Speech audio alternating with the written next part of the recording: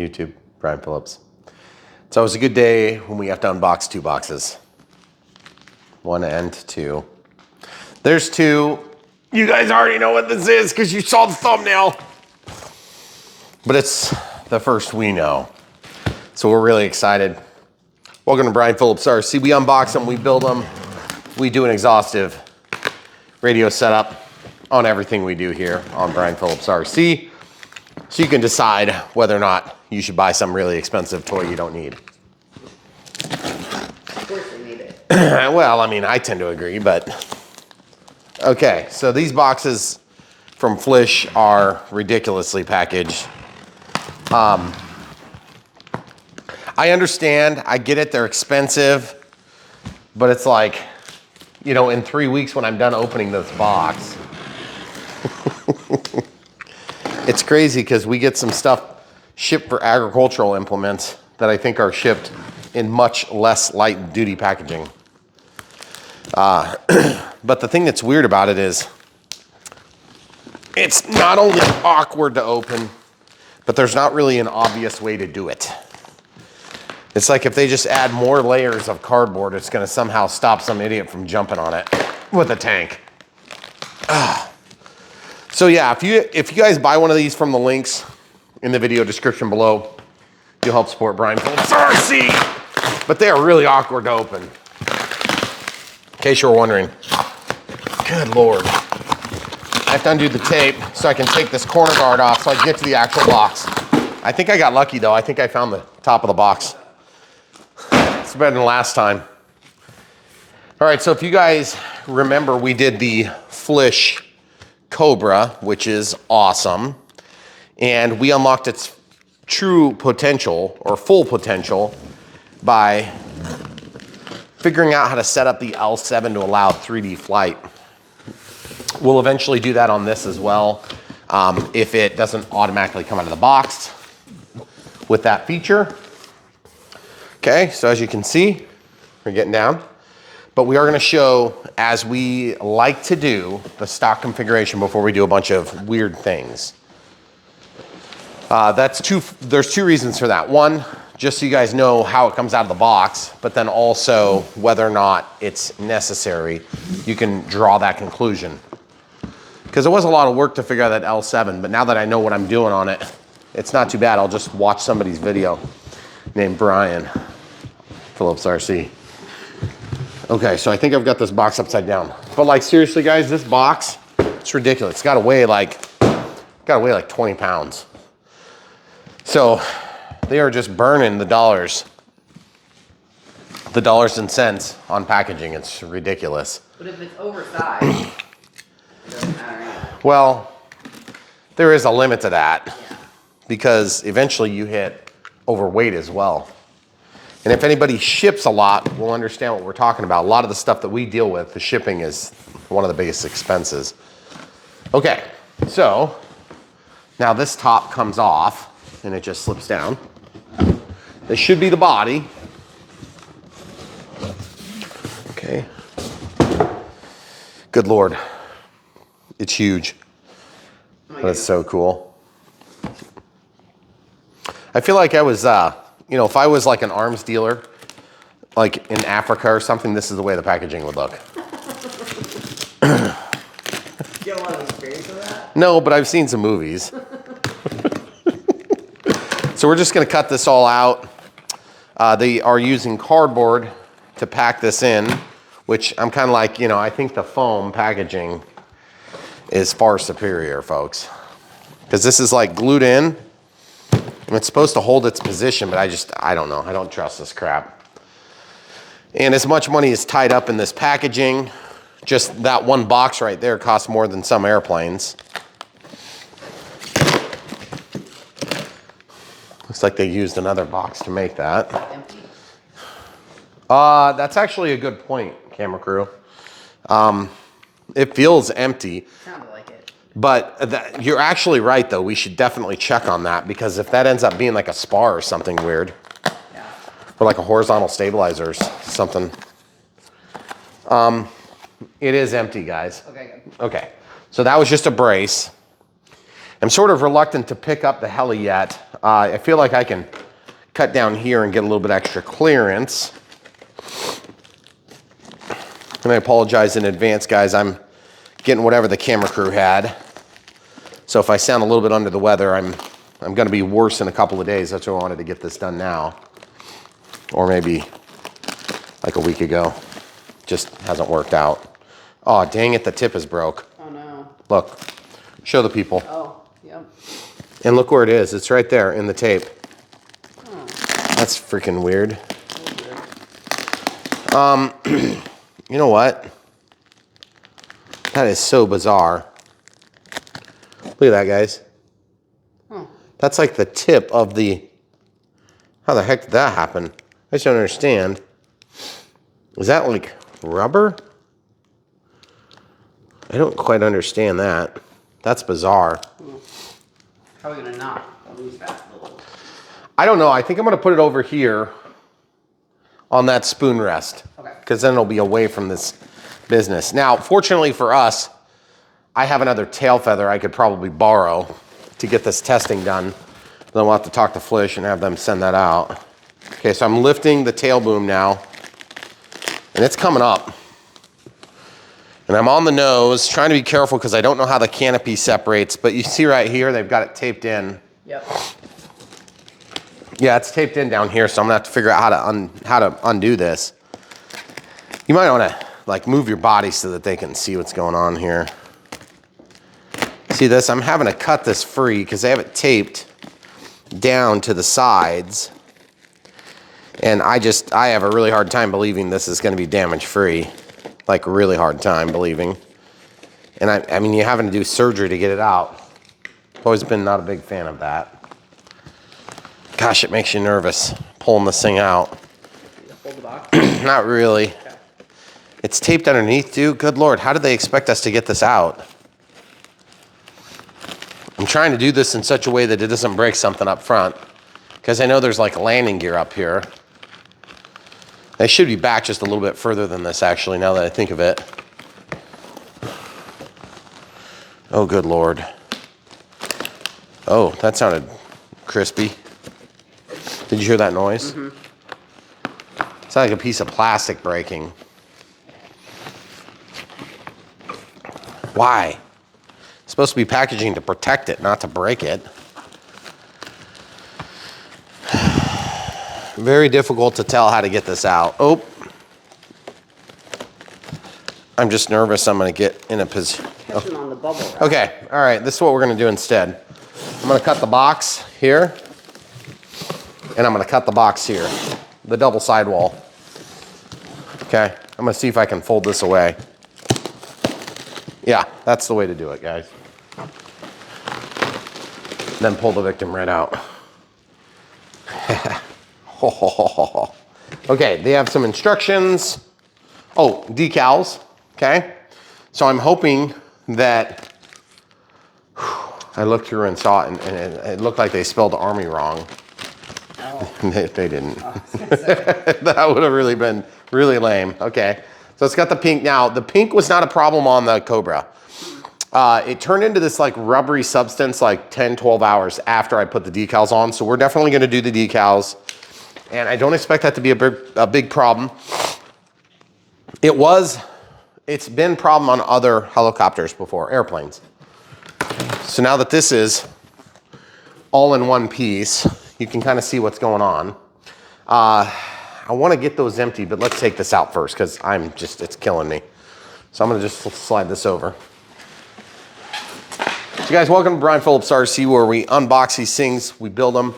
We do a full exhaustive radio setup so that you can decide whether or not something is worth buying. I mean, some of these things, you're getting them from way out in the middle of mainland China, and it can be a little bit scary sending that much money overseas.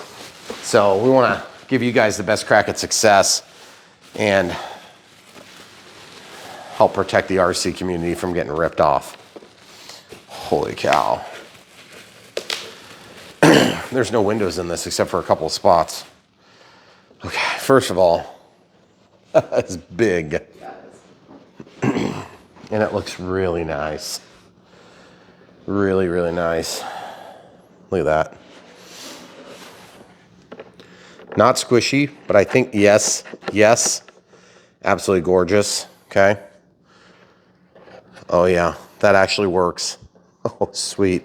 I don't think that hinge mechanism is very good though. And I think, honestly, it's gonna work, which is what matters.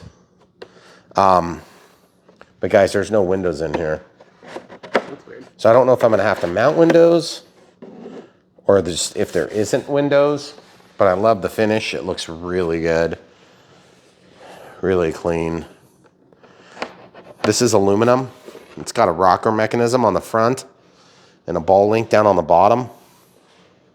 A little bit of tape on here, it looks like. I want to see if that comes off, if I can peel that off. Yep, it's coming off. Okay, good. And then the hinges, a little bit of hot glue or whatever that is.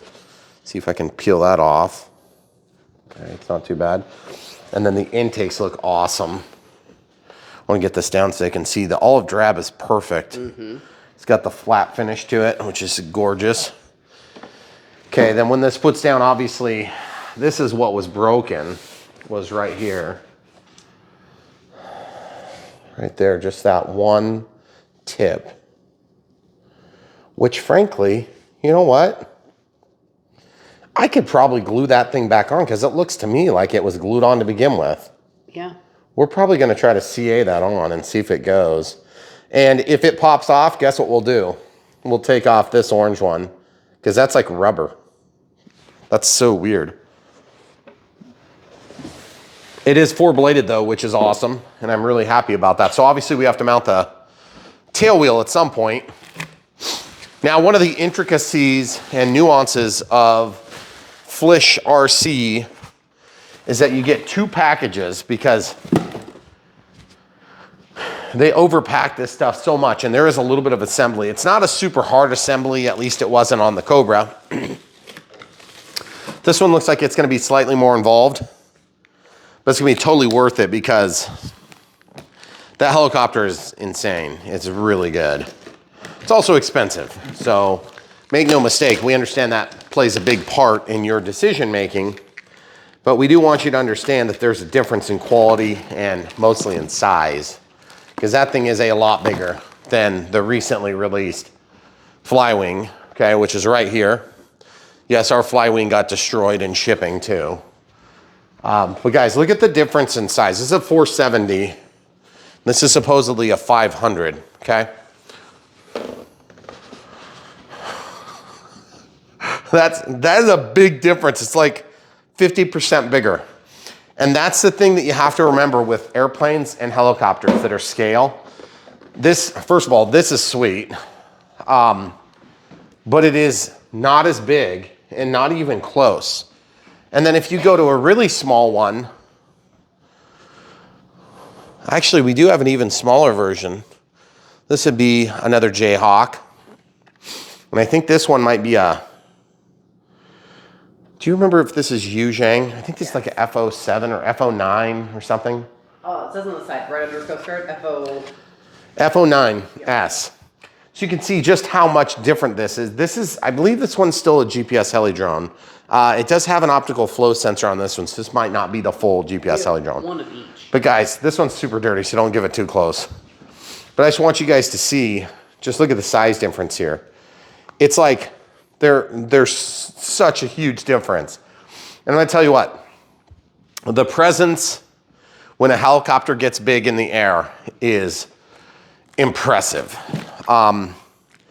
It's also, you know, if the fear factor is bigger, the cost of the batteries is a lot bigger. But in terms of flight capabilities, if this is anything like the Cobra, it's gonna come out of the box flying great. And then we're gonna make it so that you can crash it because they come out of the box darn near uncrashable. Holy shnikes. Camera crew needed a project. Okay, and then tail wheel, okay? So that looks pretty good. A little bit more packing. I'm just gonna throw packing in here as we go. Oh man, that's a chair. Holy cow, that looks so good. And yet, So no, there's not front windows. Look. That is so realistic looking. But also, why did China not put these in? Yeah. I don't understand. Oh, and another one. Yeah, so it's the pilot chairs. So that's pretty sweet. These are bubble wrapped and packed with care. Looks pretty good. Okay. And then inside of here we've got, oh sweet, we have Ordinance on this. Well, this is a drop tank, so it's technically not Ordinance, but I suppose if you dropped it in the right way, it'd be Ordinance. I still wouldn't want them to drop this on me. That is so sweet. Can't wait to see it all built. So it's going to take us a little bit of effort to put this thing together. I'm not 100% sure how much of this assembly we're going to show. I would assume we'll show most of it, but it just depends on how quick it goes. Sometimes we open up these parts and it's a little bit daunting. And I'm like, good Lord, this is going to take forever. It's going to be really difficult. And then we get to work and it's like, you know, 6 or 7 years later, it's done. Yeah. That's the front canopy. Windshield, windscreen. These are the side windows for the doors. Okay. I'm trying to look at this and see if this is foggy because there's like a protective film that comes off, or if it's foggy because it's just crappy. It looks really bad. I'm just going to say this for the record, guys. If you haven't heard this before, when I spend multiple thousands of dollars on a model, I would like to see this stuff built. But that's just me. You might not necessarily agree. And the other thing is, too, I definitely know that there is a certain factor that some of us want to do some assembly and some of us don't. Okay, so I'm just going to tell you where I sit. I don't want to do the assembly. And that's because of our unique circumstances and the way that we acquire these helicopters and all those things. And it does play a role in my concern. You guys might not share that concern. And the other thing is, like, for the average Joe that's buying these things, I think that it's probably going to be a little bit more of a, like, you're not going to be doing one and then 3 or 4 days later the other, because that would be insane. Oh, they have pilots. Uh-oh. Uh-oh. He fell apart. He's not even colored. They could have just gotten a bigger bag. Good Lord. Uh-oh. I think, Why is he a weird khaki yellow? yeah, I don't quite understand that. So I guess we'll have to also paint the guy. Never mind. What terrible thing were you going to say? I don't know, I needed a white guy joke, but... So these are... These must be the side doors. But, like, look how terrible they look. That cannot be right. There's got to be a protective film on here. Look at that. I know, they look awful. They look awful. Like, what is going on there? I don't even understand that. Oh, and I kept those plastic bags. Oh, good. I knew you were worried about They that. can't hear me. Okay. There's gotta be protective on that, I hope. I mean, we could just, like, quite literally take apart some packaging or something, Yeah. because that looks horrible. Like, these windows are really clear. They look fine. The ones on the bottom. Okay, so just keep looking. We're unpacking still. Okay, so a little bit more stuff. Okay, so we got the side wings. Oh, yeah. Not sure exactly how all this is going to mount. I'm assuming we're going to have to probably, I don't know. This might bolt together. It might not. This might epoxy together. It might glue together. And it might be up to us, whatever we... Glued. Yeah.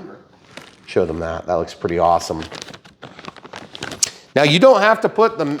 You don't have to put those on. You can leave those off if you want. But I do think that this thing is going to look sweet with those on. Yeah. And remember, there was Ordinance in the other package on our other helicopter from Flish. Oh, it looks like they put it all in this package this time. No, that's the exhaust tubes. Okay, good. I was going to say, I didn't see the exhaust tubes.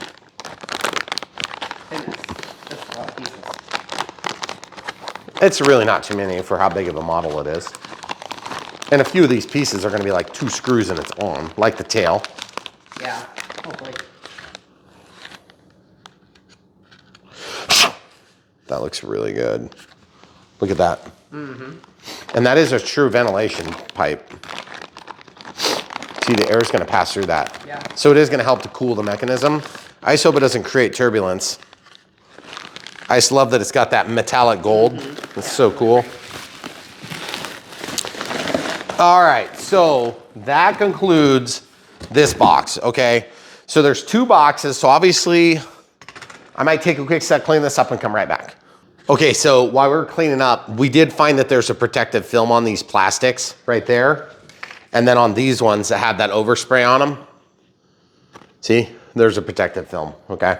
So that's good. I was like, that's crazy. It seems like it would be nonsensical to not have the protective film. Okay, so let's just take this apart real quick so we can take a look at this before we get into the next box. I want you guys to be able to see what it was or how it went together. Okay, so we'll actually put this over here in case we need to tape that back shut for any reason. I gotta say that this is one of those times when you're peeling off a piece of tape, like please paint don't come off of the fiberglass, but like these things just are really well painted. So it's a little bit different than what we're used to. The other thing is we got to remember to try to glue that little tip back on the rotor, okay? So this whole assembly, I believe, how does this come off? Oh, jeez. Okay, look at that. You have pins. Flying wing, if you're watching, that's how a canopy is supposed to come off. Which is, you can barely tell that there actually is a canopy. Those are some strong magnets. Yeah. Holy crap. Oh. Okay. So the magnets are under here. Oh, look, there they are. See? So yeah, so that's gonna allow us to go ahead and put together the motor system because we have to install it, okay? And so I'm just gonna peel this out because we didn't even look at this. And I'm thinking to myself, this is where, oh dude, that is so sick. Oh, that is awesome. Oh, look at all the buttons. That is so cool, wow. Again, why do they not glue together the rest of it? It's totally beyond me. Maybe they had just like run out of their labor budget on these. And that could possibly be what's going on. Is to try to hold back on changing costs and stuff with the new tariffs and things that are kicking in. Maybe that's what they're doing. I doubt it. I don't like making excuses for Chinese companies. Okay, so this is already in. The top is missing though. It's in the bag over there. And then look, it's protected. Okay. And then look, here's the motor. That's also protected for the tail rotor. And then this is this just tells them what it's gonna be. They've got some extra excitement down there. That's how it's all gonna mount in. And yes, both sides do open and close, which, you know, admittedly, they do work pretty dang good. So, dang it, we forgot to put that back into the other box. Oh, no. So we always repackage our packages before we put them away because we have so many of them.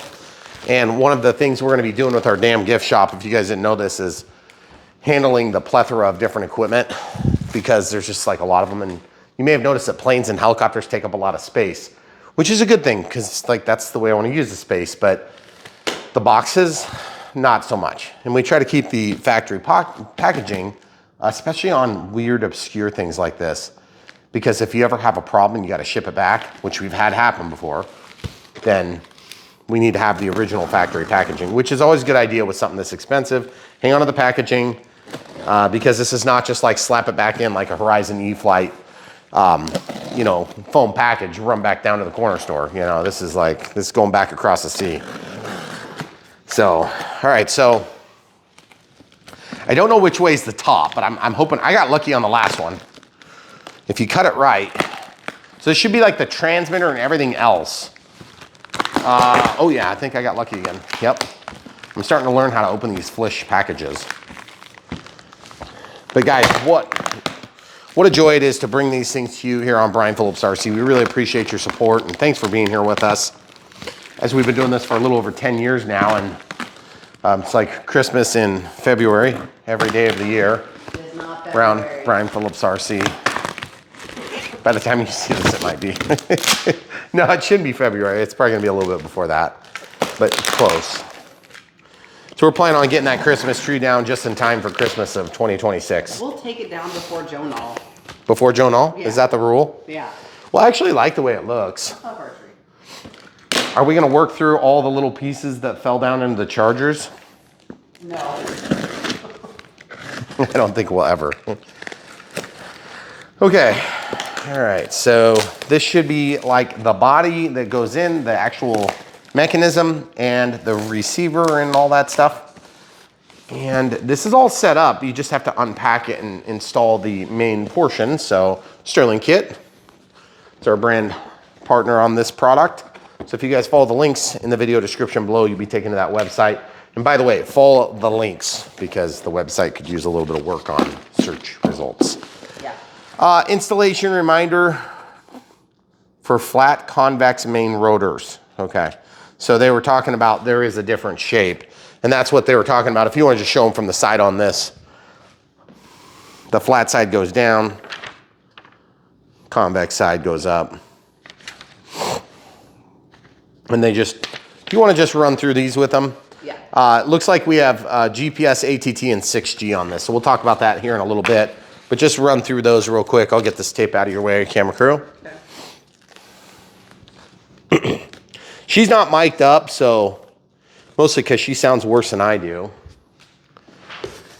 And hopefully you guys are weathering the storm well. It's supposed to be like a nationwide storm happening now. We got like a quarter inch of snow, but we were just on the outskirts of the storm this time. So now you know what it's like to be in Iowa all the rest of the time. Although we did get the polar vortex, it was really, really, really cold. Ooh, I think this is the charger. The last time we tried this charger from Flish, it was kind of like it was like, how do you start a fire in your house kind of thing. So I'm not like, there's gonna be no love lost between me and that charger if it's the charger that came with it. That being said, the Ready to Fly is a lot more than just the charger, but if you guys don't have the right type of charger, maybe you don't have any 6S batteries, there should be a 6S helicopter, then maybe you'll still get some value out of it. It does look like the same charger. I guess we'll give it a chance to fail again. Okay. You want to put that close by, just kind of show them what that looks like. So these are run-of-the-mill chargers, nothing special about this. Got an AC input, got a DC output with a balance lead on it. Should be nothing special.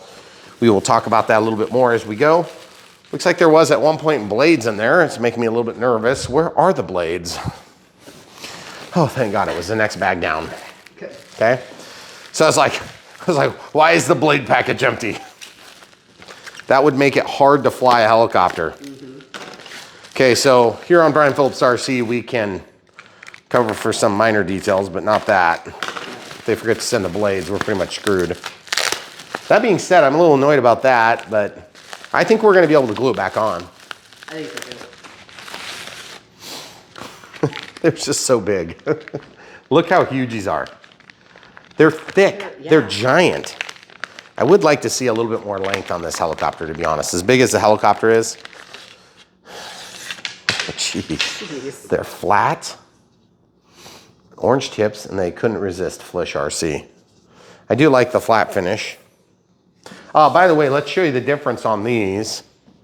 Okay, so that is the same size class there. They've got this. It's gonna make it sound different, which is cool. I do think that would look better on there.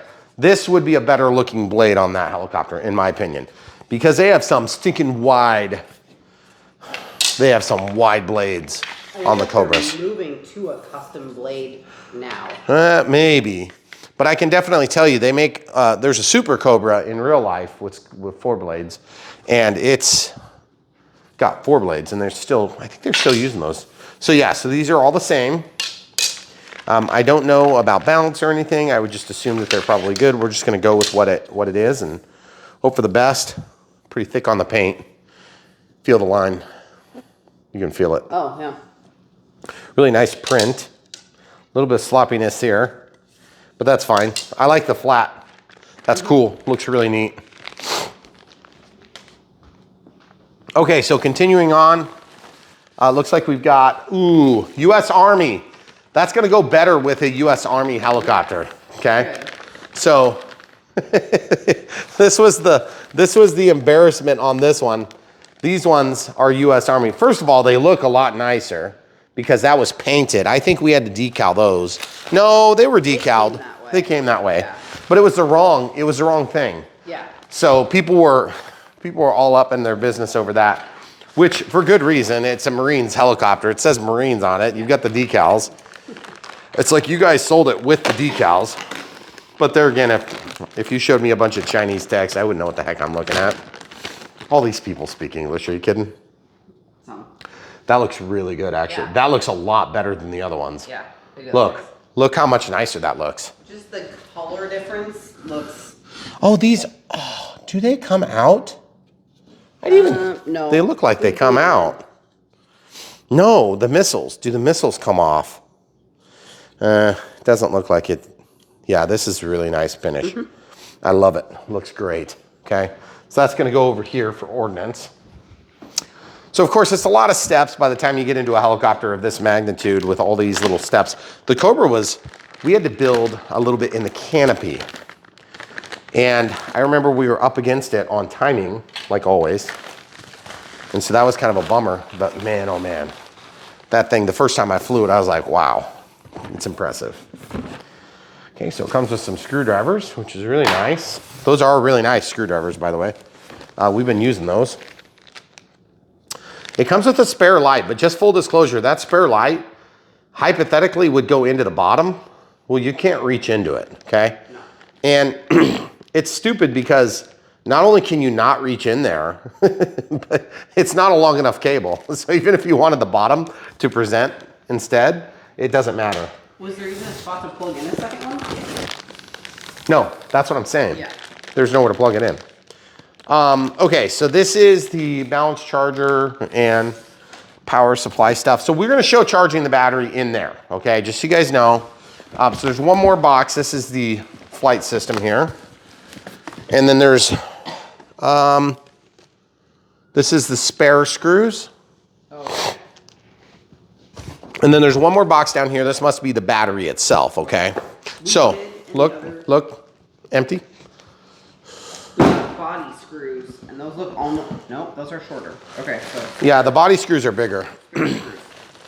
So, as we go through this, I want you guys to see how it unpacks, because the truth is, you know, when you get helicopters that come broken, it's a bummer. Like when that thing came out of the box broke, I was pretty ticked off, but at the same time, it was broke because somebody stepped on it, and we didn't realize it until we kind of started to repack it, and we're noticing there's this big like bulge in the middle of the box. These things, you could probably stand on top of them. So, all right, so they've got the 6S batteries. We've heard kind of mixed reviews about these batteries. I haven't had any major problems with them, but you don't get an exceptionally long flight time. Now, in this particular helicopter, it seems like this battery is not like real big for a huge helicopter. So let's go ahead and charge the battery. Full disclosure, we will probably charge with this. And then when it's done, we'll never charge with it, and we'll use a smart charger. So we'll show you charging both, okay? So this is what comes with it. And I've had chargers that are in this same echelon for years. Back in my Hobby King days, used them a bunch. Does come with this. You can use a DC input from your battery on your car or your truck. And then this is the XT60 lead. So that's going to go in here. So red to red and black to black. This is one of the things that we do different than the other guys on YouTube. Obviously, the vast majority of people that are going to be getting a helicopter of this echelon are going to have skills to do this stuff, and they'll already have worked it out. But if you're brand new to the hobby, don't let that talk you out of doing really foolish things like buying $3,000 helicopters. I'm going to give you as good advice as I can, though. And the truth is, if this is your first helicopter, this is probably not the best move, because this is a lot of helicopter. You could actually hurt yourself on this helicopter. And I'm not just saying that because I'm some nanny. I don't really care if you hurt yourself. It's up to you. That's between you and God. I'd rather you not. But just be careful, guys, because when people get hurt doing hobby stuff, it leaves a black eye on the hobby. So let's not do that if we can avoid it. All right, so XT60. Oh man, that is really crappy feeling. And then this is just, yeah, this is the way you do this is you just take this right, immediately take this off so it's gone forever. I hate these things. Except you're gonna save it. Oh, okay, maybe. Okay, so that plugs in there. Okay, so lithium battery. Hold on, I gotta find a spot where I can see. Yeah, it's kind of a bad color. Yeah, you got it okay, now? that's fine. Okay, so just go until it says lithium battery. Start. That's a 4300. So I want balance charge.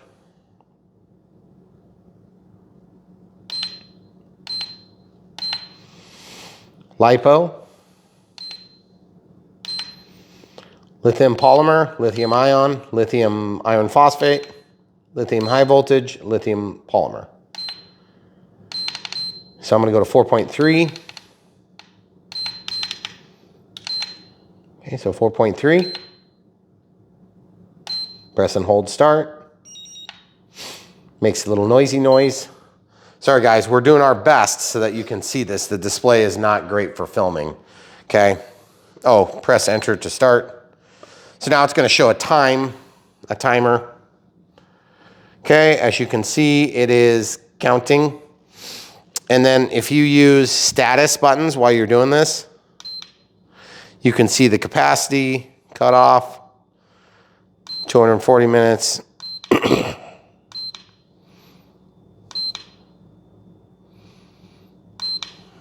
Okay.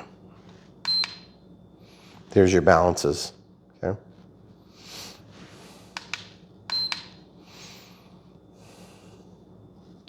Why does it say 0 volts? 0 amps.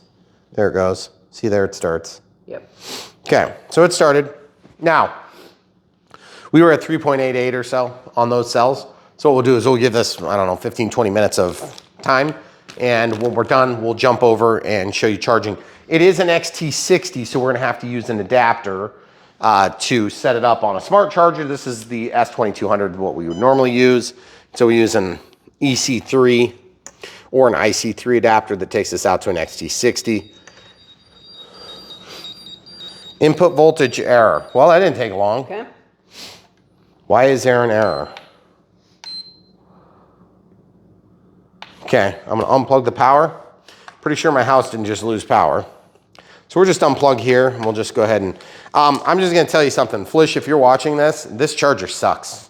It's a $3,000 helicopter, you know, you should, or more. This one's more. Yeah, just get a better charger.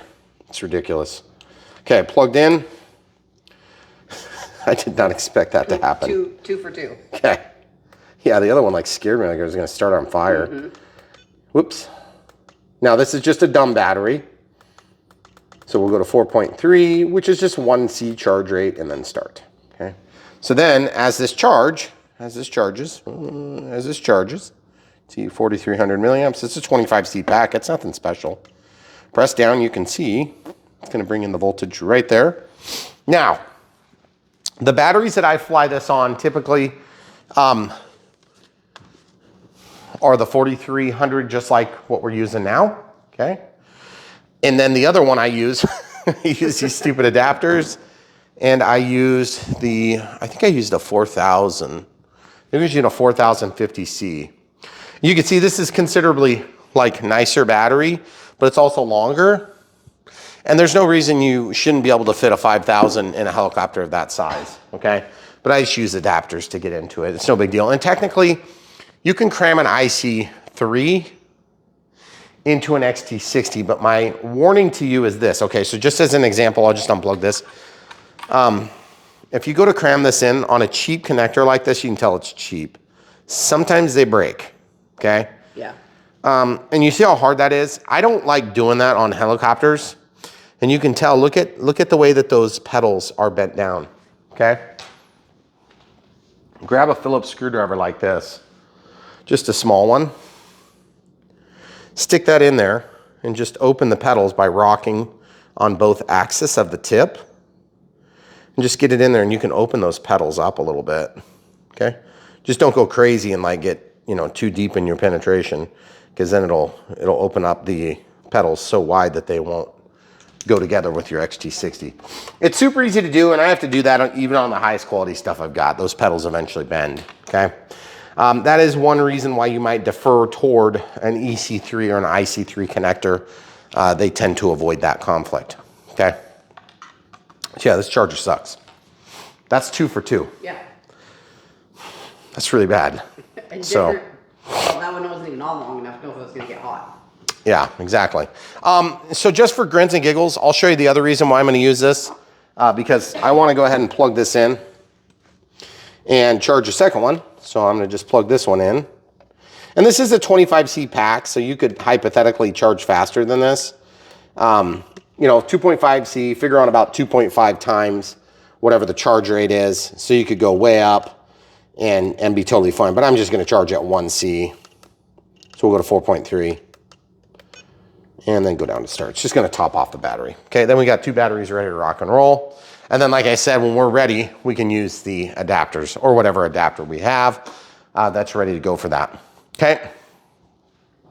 So that all being said, camera crew went through these documents with you.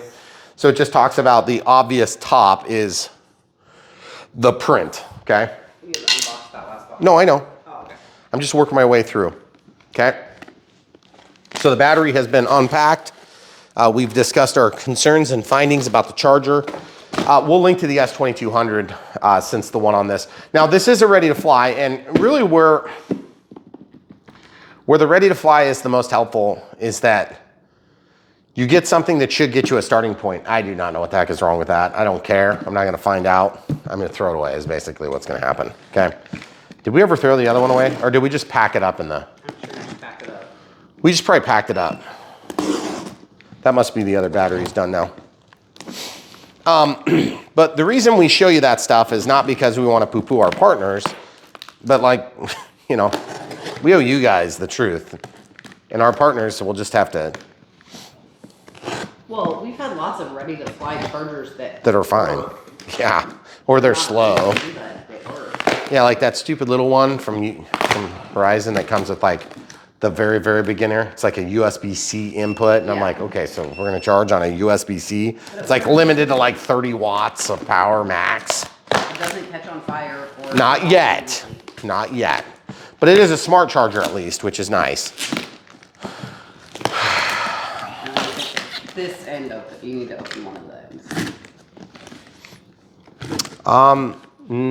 I don't, yeah, you're right. Dang it. I didn't get lucky this time, guys. These corner protectors are the bane of my existence. I mean, I understand why they do it, but goodness gracious. I know if you guys are watching this video, you're probably thinking, geez, Brian, hurry up. Believe me, I'm with you. I feel exactly the same way. But I guess what's the point of an unboxing if you don't know what the boxing is like?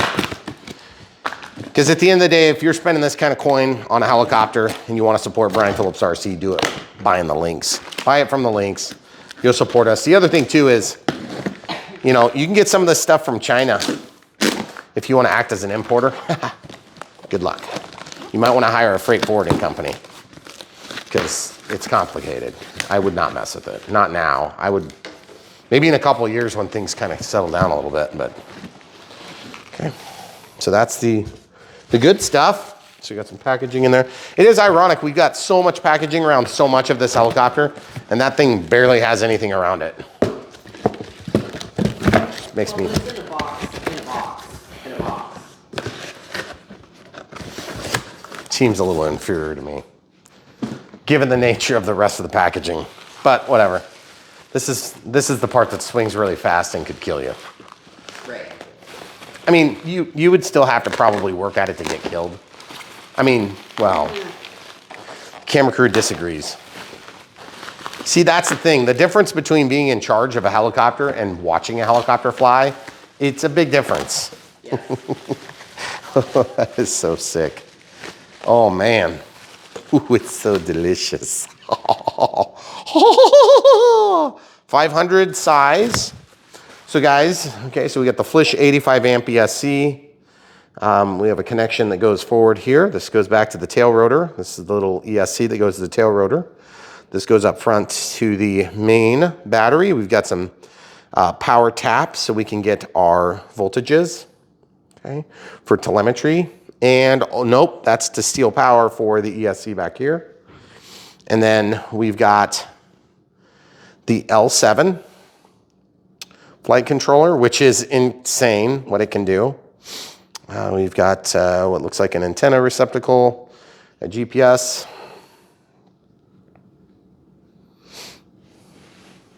I don't know why they taped around that. Kind of interesting. Then we have this. Oh, geez, they buried that in there. This is where you plug in your USB to do programming. So you're going to have to stick that in there and stick it on there. That's going to suck. Well, it depends on how it sits. Yeah, but you can see this is a 4-bladed design instead of a 2-bladed design. Okay, so if you look at the difference here, it's going to be quite a bit more robust. And you can see the motor in there. And then the antenna. This is not a good place for an antenna, just so you guys know. Antennas are subject to interference, and this is a motor which produces magnetic fields, and so it's probably not a good place to actually have an antenna, if you ask me. But there's only so much you can do when you have an antenna here, so they bring it over here. The problem is this gets blocked. This is diversity antenna. So diversity antenna, the antenna leads are supposed to be at 90 degrees from one another, okay? Here's some examples of 90 degrees of one another, okay? Why? So that you always have a diverse range of reception, okay? So like no matter what attitude the helicopter's in, you're not gonna like get in a position where the carbon fiber and the motor winding interference causes you to lose a connection. I hope that's not a problem on this helicopter. And we are admittedly in a better environment than some because we don't have as much going on around our flying site. So I'll take a victory when I get it, and I'll take advantages where I can get it. But just so you guys know, that is a legitimate advantage that we enjoy here, just because of the nature of our flying site, okay? So if you're in an area where you're like in a city and you got tons of people around that's got tons of cell phones out and tons of cell towers and tons of different electrical interface that's going around you all the time, you know, you might actually find that you have more interference to deal with, okay? It also depends on what frequency it's at. So in our case, we've been pretty fortunate because of where we are. We don't have to deal with as much of that. But this FSI-6S, which is the same one they use for Flywing, has been just fine. Like we've had no big issues with it. They are basically set up, ready to go out of the box, which is nice by the factory. By the way, if you totally factory reset this thing, it pretty much is like right there, almost ready to go. But I would definitely suggest if you ever accidentally factory reset, you need to make sure all the control channels are correct. I do not know what they are on this model because I haven't done that yet. By the way, there will be a later video. Okay, so this is the touchscreen if you didn't know. Double power button. So there's stop, run, GPS, ATT, and 6G, and then home and off, okay? So they separate out these two on Flish, and then they have sticks that are nice and sharp. You can extend those, and then you can use this to go up. If you like a longer stick, you can run that jam up, and then you can make your stick longer. If you need to have a longer stick for a longer throw, I tend to think, you know, just keep them as short as possible because I'm a thumb flyer. And so if they're too long, I have trouble reaching the inmost corners, okay? I don't think we use the sliders, and then there's buttons back here. I do like that they labeled this. That's really nice. I set that up as a panic button. We'll probably show that on a follow-up video that's not going to be on this video. Did we take all this stuff out or just leave it in here last time? What is the cable for? This is if you want to put a strap on this. See how that is spring-loaded? You can take out the spring and you can make this instead of spring, or if you need to change from mode 1 to mode 2. Ours is mode 2. That means that we have a collective here, so that moves everything up all together. And then this leans you, well, it'll be like this. This leans you that way, this leans you that way, this leans you forward, and this leans you back. And then of course, this is your yaw control, so it would change the anti-torque pedals or the rudder pedals, whichever way you want to call those on a helicopter. So the cyclic is this thing, but we also call that like an elevator control on a plane or an aileron control, but this is both of them, the cyclic. So if you're in a helicopter, it'd be a stick between your legs, and then you would have a collective over here, that's what this emulates. And then of course you'd have throttle management and things like that on your collective if it was a real helicopter. But in this case, our throttle and collective are together on that stick, which is typical of even 3D helicopters, okay? Because the pitch and the spin speed is all controlled by the flight controller, okay? So we might take a quick second, clean up, and come right back. Okay, so this is unique to our situation, but we're gonna let you watch this just in case. I mean, this is why we do videos on Brian Phillips RC. It's not because we want to bemoan the issue when there's a problem, but it's more a matter of, can we solve it, or is it a massive issue? And to be honest with you, a massive issue for me would be I can't fly that thing. So a couple of different ways we could do this. We could take apart the assembly, but this is one whole assembly. So we are gonna have to get a hold of Flish. Once this comes off, you'd undo the screws and then this blade would come off, okay? So I think I can glue this on here. And I think, yeah, it's just like rubber. It's unbelievable to me how simple that is. So I've got some BSI glue. Oh yeah, that's definitely fresh. Okay. Oh, look, there's another spot for another light back here. Admittedly, Flish, I don't know why you're not giving us lights in all these spots. It'd be great. We'll glue that on after we're done gluing this. Okay. No, I can't do this in a convenient way for you. I got to make sure I can get it glued. Okay, so I'm just going along the tip. I'm using as little as possible, folks. Why? Because I need this to not throw it out of balance any more than it already will. You're gonna have to go to my other side, please. To my left. Okay. Sorry, folks, I'm trying to do this in a way that you can maybe see what I'm doing. So I got glue on my fingers for you. That's how you know I care about you. Excuse me.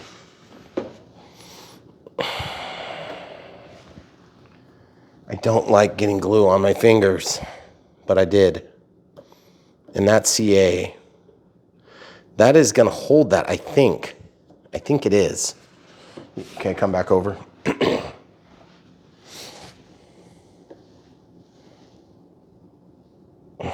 It is rubber. I just don't even understand what they were thinking with this. See how my glue is sticking to my finger? I really want that to hold on better than what it is. But it's definitely on there. There's no doubt about it. It's on there. And I'm gonna let that CA set up and then I can scrape it with the X-Acto knife if I need to. I wonder if I just need to try to take it off.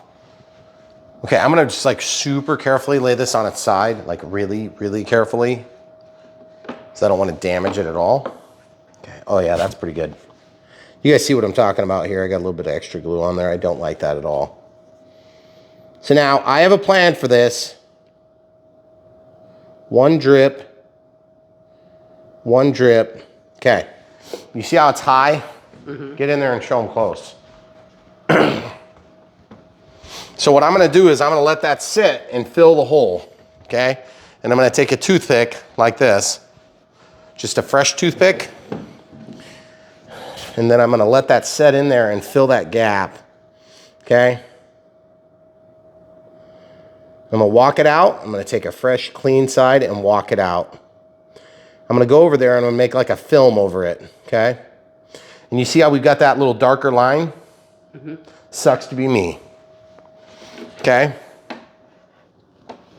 Then we're gonna flip this up on its side real carefully so we don't damage that matte finish. And then same thing here. Oh, wait, is it this one?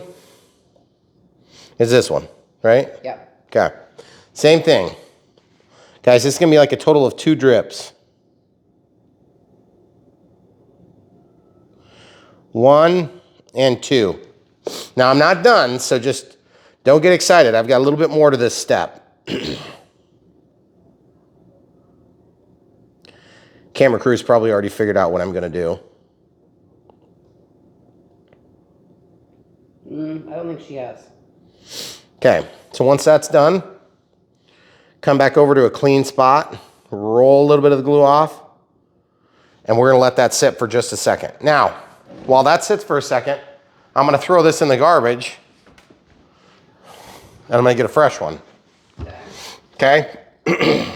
Now, I'm gonna do the same thing to the opposite side. Oh, to make sure they're balanced. Yeah, because this thing's gonna spin like a banshee. And so as a result, I need to balance and counterbalance this side. So I'm gonna come in here, and I'm gonna glue right there, and I'm gonna go all the way along the edge. Okay? Now remember, you only gotta do the opposite side if you would have a situation like this. I'm gonna do the exact same procedural steps. Drag that over, scrape off the excess. Roll it on, okay? And then I'm gonna flip the helicopter back over. It's the one that's pointed toward the ground. Now it's the one that's pointed toward my belly, right? Yes. Make sure that doesn't touch the counter. So it's this one, right? Yes. Okay, so again, this is just a balance issue. And you guys understand this is not a very measured method. This is probably not as good as you want it to be. A little bit of scrape off the excess. I'm just gonna slather it a little bit. And that's gonna be what we do, okay? You're probably thinking to yourself, Brian, that is the most haphazard piece of crap repair you've ever done. Just wait longer. It might be. Okay, so we've got some tape here. So I think it'd be a good time to glue these on since I've got the CA out. And I know for sure I can glue these right now without causing any sort of issue. So I'll just lay that onto my kicker table thingy, my Pringles lid. Cut this carefully opened. There's 3 of these. Now you can put lights in here if you want, but I already know how this works. There isn't a light, so you just glue this on.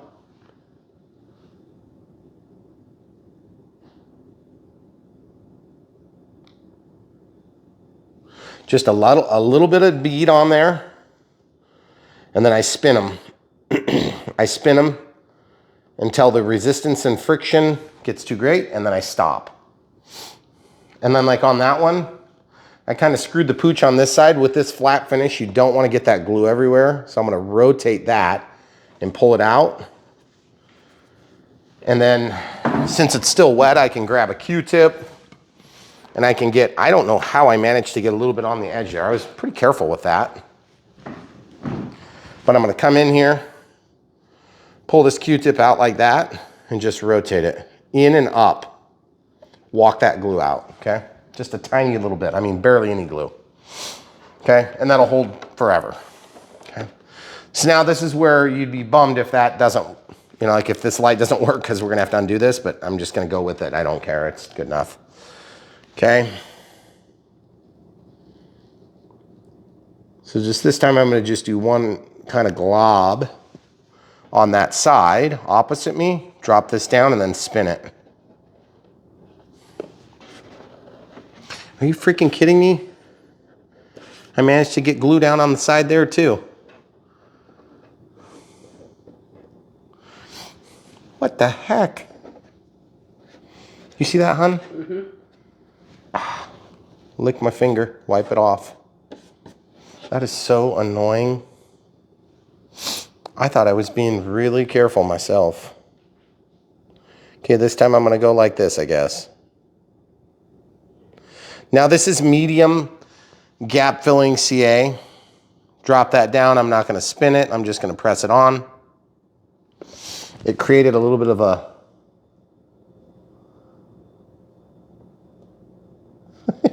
created a vacuum, jeez. So this is why you don't want to get that glue on this flat finish. Look at that. Got to be kidding me. That is embarrassing. So luckily you should be able to kind of scrape that off if you're careful. which I'm not evidently. You could also use Formula 560 canopy glue to glue these on if you want the better finish, which I was gonna use that for the canopy in like 30 seconds, but I figured, well, what the heck, I'll just do that. Now, did they give you a spare? Nope, there is actually one here needed, okay? So the landing gear gotta get installed, but I gotta be careful here too, because I noticed a piece of tape on one of my blades back here, so I just pulled that tape off. You see it's on the tip of my finger. Yep. Okay, so right here I gotta glue this one on. I'd like to have it, I like to have it a little bit different situation, but whatever, that's fine. See, I'm just gonna spin this way this time. It doesn't take hardly any CA. Guys, you may have noticed we don't use CA all that often on this channel. We use it as infrequently as possible because it gets so brittle, but on some models, it's like the best option. This is probably that type of model. Okay, so the tail wheel, would you grab that for me there? Okay, so this has to be screwed in. Now that's gonna go into a carbon fiber spar that goes through there, aluminum carbon fiber. I'm not sure all the makeup, but it looks like it's aluminum and carbon fiber. I'll just lay the bag over there so we can save that forever. And then there's 4 screws. Now I don't know. Oh yeah, it's a soft tire. Beautiful. And yeah, that's got a pivot point on it. And then a pivot point. This one's not tightened as much, so it's allowed to pivot more free. But it's a nylock and a nylock, so it's nice. Okay, so obviously this is gonna go like that. I'm not really sure why they didn't install this one. Seems like this one would have been something they could have done. And still fit in the box. But maybe they were having problems with breaking bodies or something. So I'm tempted to go ahead and glue on here just so it fills the void around that if we're biting onto the fiberglass. Admittedly, I'm not sure if that's what's happening. I'll just demonstrate that these do work. This is a really nice set. I use a set just like this, but these are actually nicer than the ones I usually use. So this is a 1.5, I think that's the drive size. Yep, 1.5, as you can see. So now what I'm gonna do is I'm gonna go ahead and just, see how that bolts in the way there? I may have to disassemble this to do it. Yeah, I'm gonna have to disassemble it, aren't I? See, because you can't get through with the hardware. There's not enough swing in the No, thing. no, there's not. So I'll have to take this out. Fortunately, the nylock is not on there. It's so strong that I can't actually take it out. I do want to kind of pay special attention to the direction that it's mounted. So I have the top in my hand where the screw is, and the nut's going to go to the top side, okay? All right, so here on Brian Phillips RC, we don't do a ton of assembly, but we do build stuff once in a while. Okay, so once we're started, I'm going to just feel, yeah, it looks like we're going through fiberglass, and then probably beyond that, we're going a little bit more inside, another type of material. So I'll just give a little bit of CA on there, just so it reinforces the purchase as we go in.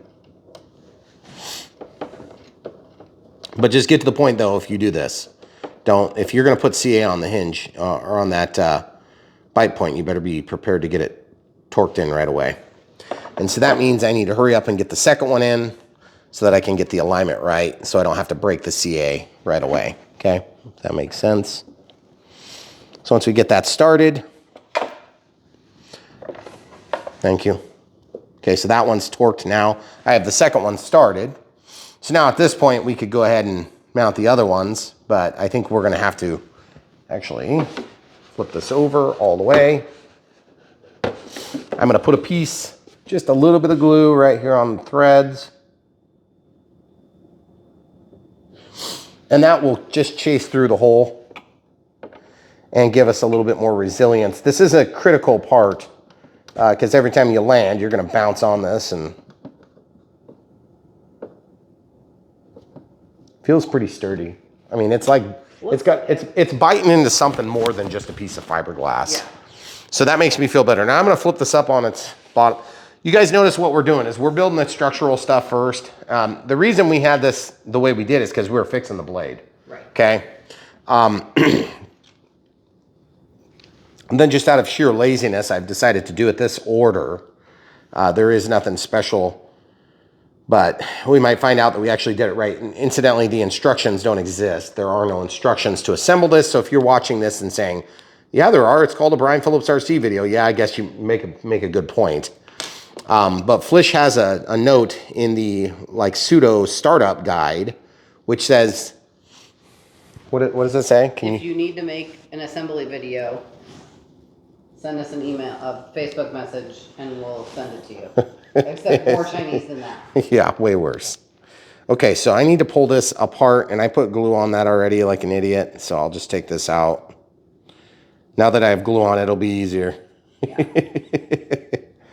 So guys, here on Brian Phillips RC, we try to show the entire process, because at the end of the day, it's not always as obvious to somebody else as it might be to us, because we've had the fortune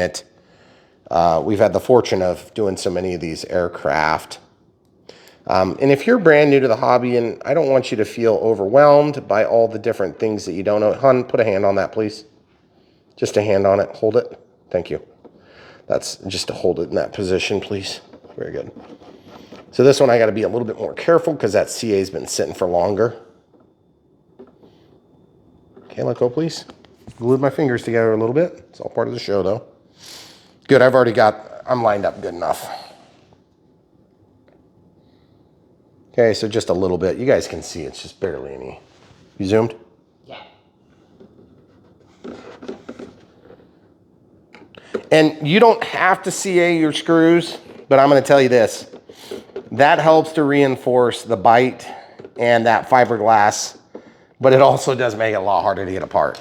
Because sometimes it just doesn't want to come apart. So you'll have to kind of weigh that on the scales of your reality.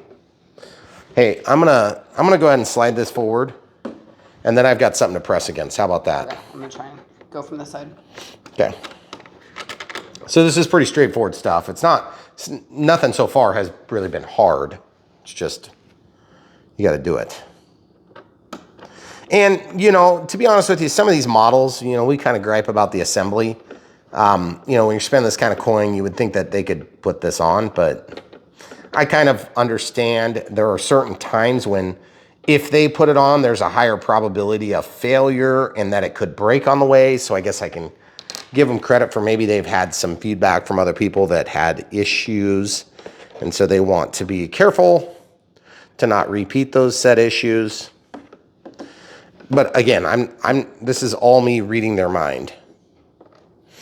I'm guessing it was a labor component more than anything.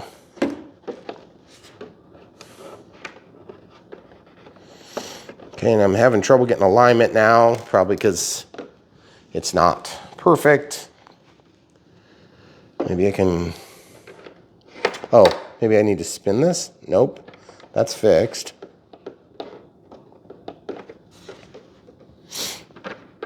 Yeah, that's definitely not lined up very good. It needs to go back just a hair, but I think what I'm going to do is I'm just going to ram it and cram it. Okay.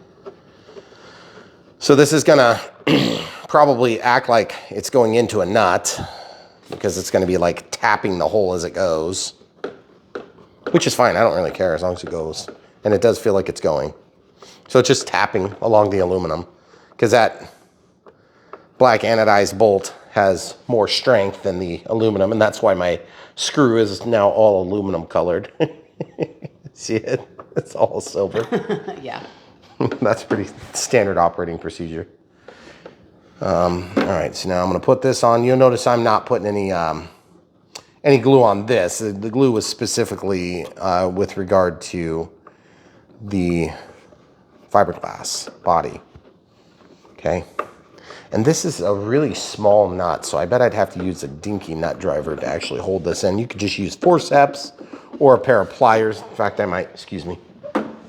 Just don't let that fall. Okay. So we'll grab my regular set, guys. This is my regular set. And I got to grab something to clean the tip of my CA bottle as I go, because that's kind of the bane of my existence with CA is that I constantly have to clean the tip because it clogs. And maybe it clogs because I'm cleaning the tip, I'm not sure. But either way, it's really annoying.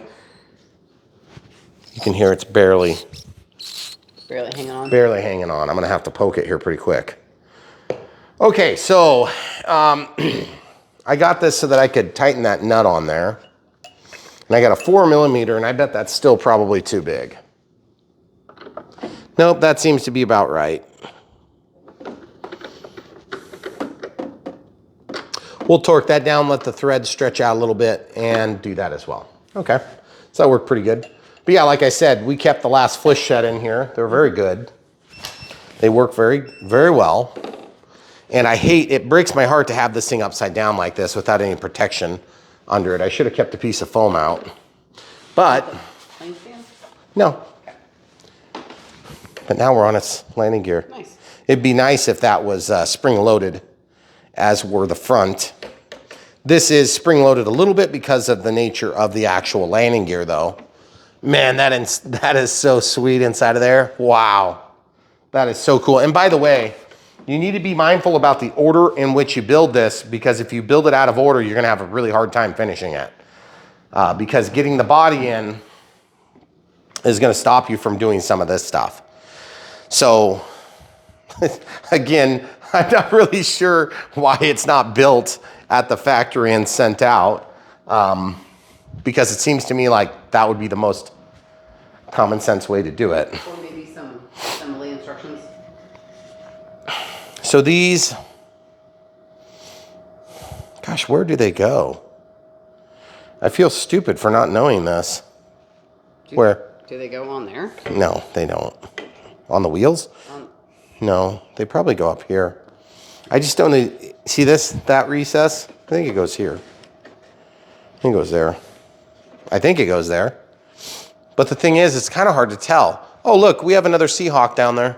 Oh, yeah. There's a Seahawk. That would tell us, is that Army? Nope, that one's Marines. I think that one's Marines.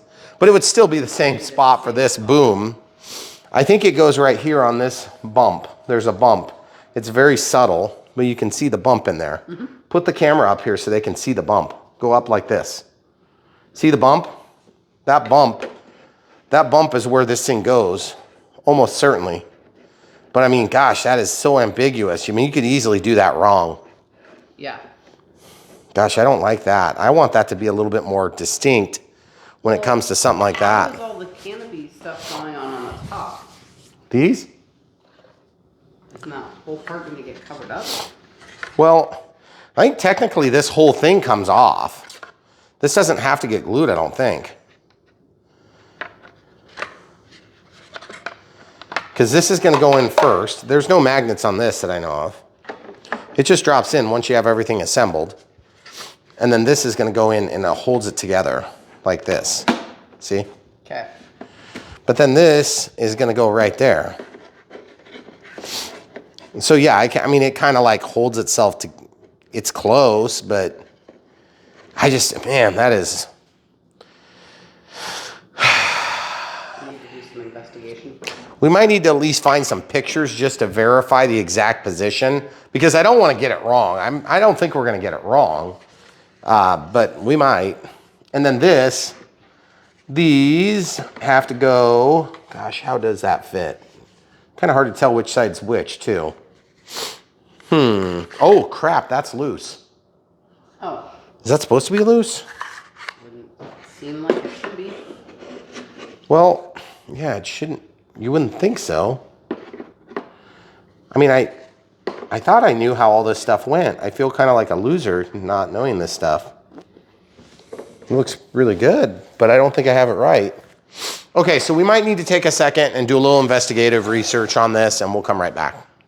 Okay, so this is my Formula 560 glue. You're probably thinking, but Brian, you just paused and you were setting up, you were trying to get pictures or something figured out so you could figure out where those wings go. Yeah, and then while the camera crew was working on that, I decided I'm gonna figure out how to pop out one of these doors and get some of this Formula 560 glue, which is basically, it's like Elmer's glue, basically is the way it feels. But you see, I broke that so that I could wipe all the way up into these cracks.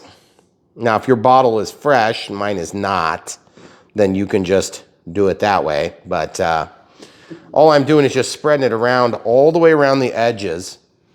I peeled off the one protective layer, and I've got the back side, our side, not peeled. You see I peeled this, okay? Okay. So very good. So I can take just a little bit more of this. This stuff, it does really good for a long time. Like I've had this for years, and it's been productive and still working well. So, but if this doesn't work well, I'm gonna use hot glue on the other side because I just don't wanna have to fight it. But you can see the doors just have a little tab, and you just kind of flex the model down and it just pops right out. I'll show you on the other side here in a minute. So this, I wanna make sure I set it down where it's gonna be so I don't slide it around a bunch and get glue everywhere.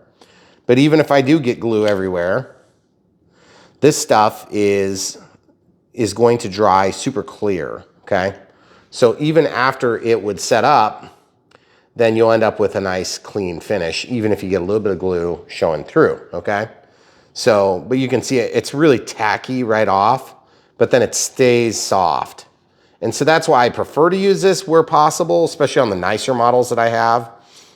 If it's a crappy model and I don't care, then hot glue is fine. And you can make up for indisparities in thickness and folds. But while I was doing this, I noticed one issue. There's these windows here, and I don't think we got anything for those. I think they're open after looking at a bunch of pictures.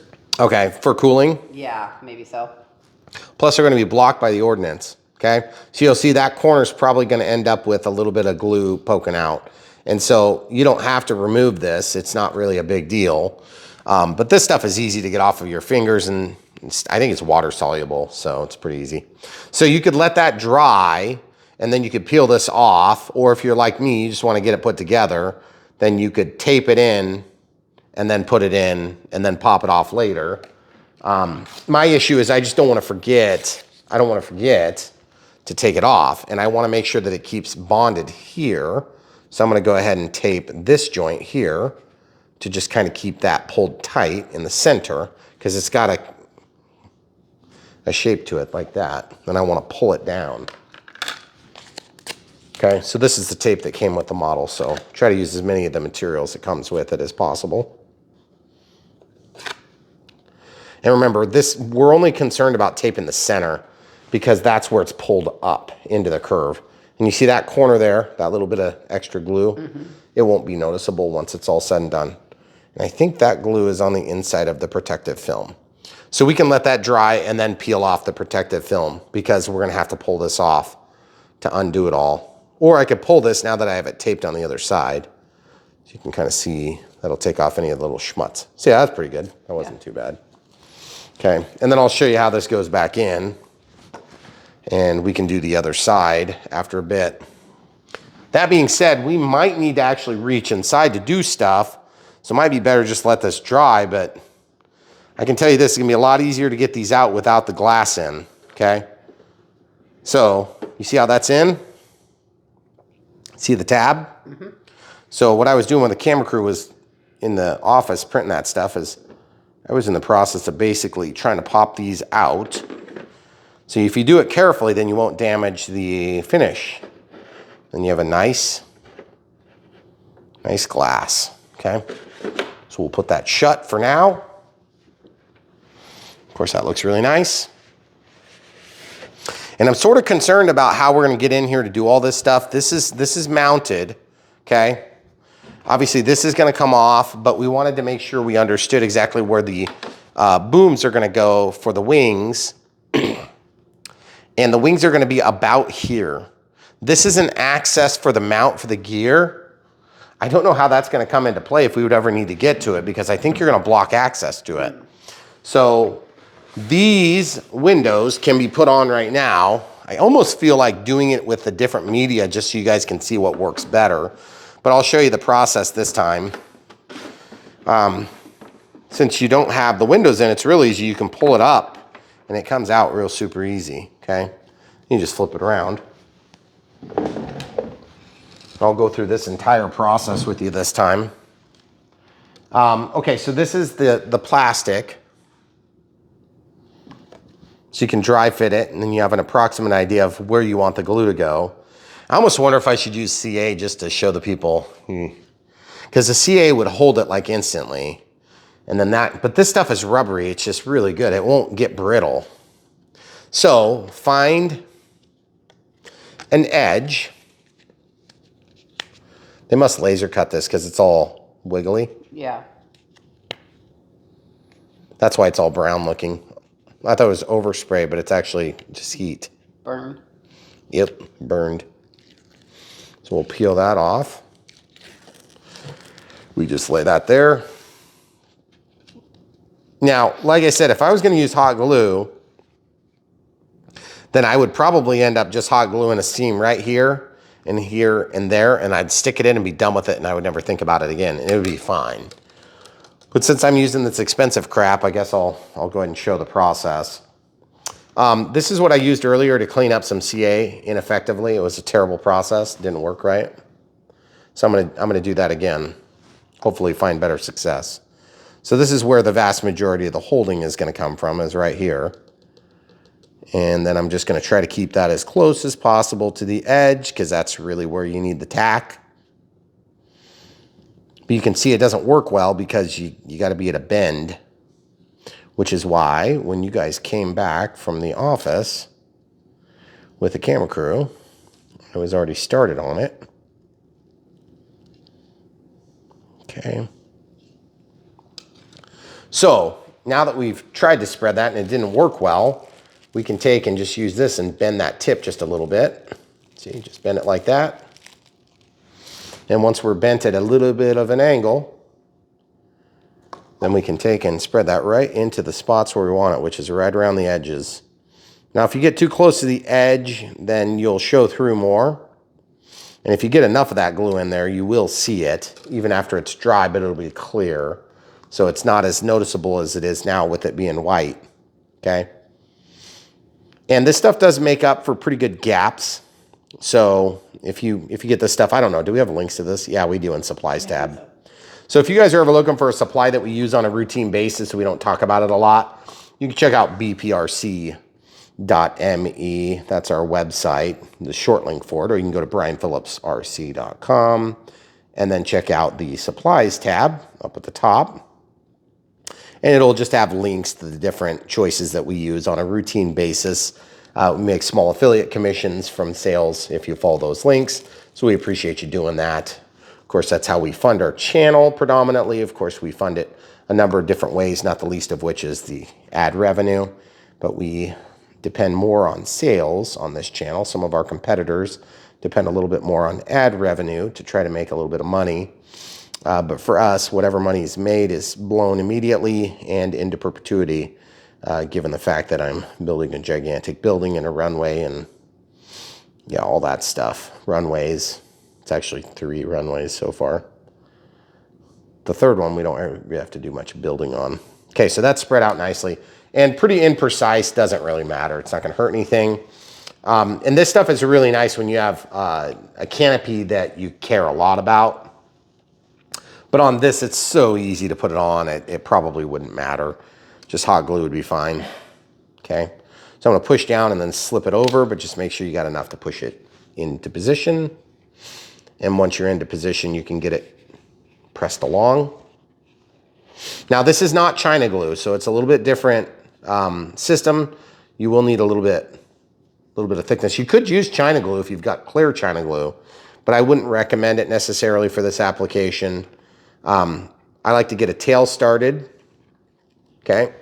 Once it's started, I can flip this over and we'll do the exact same process that we did on the other one.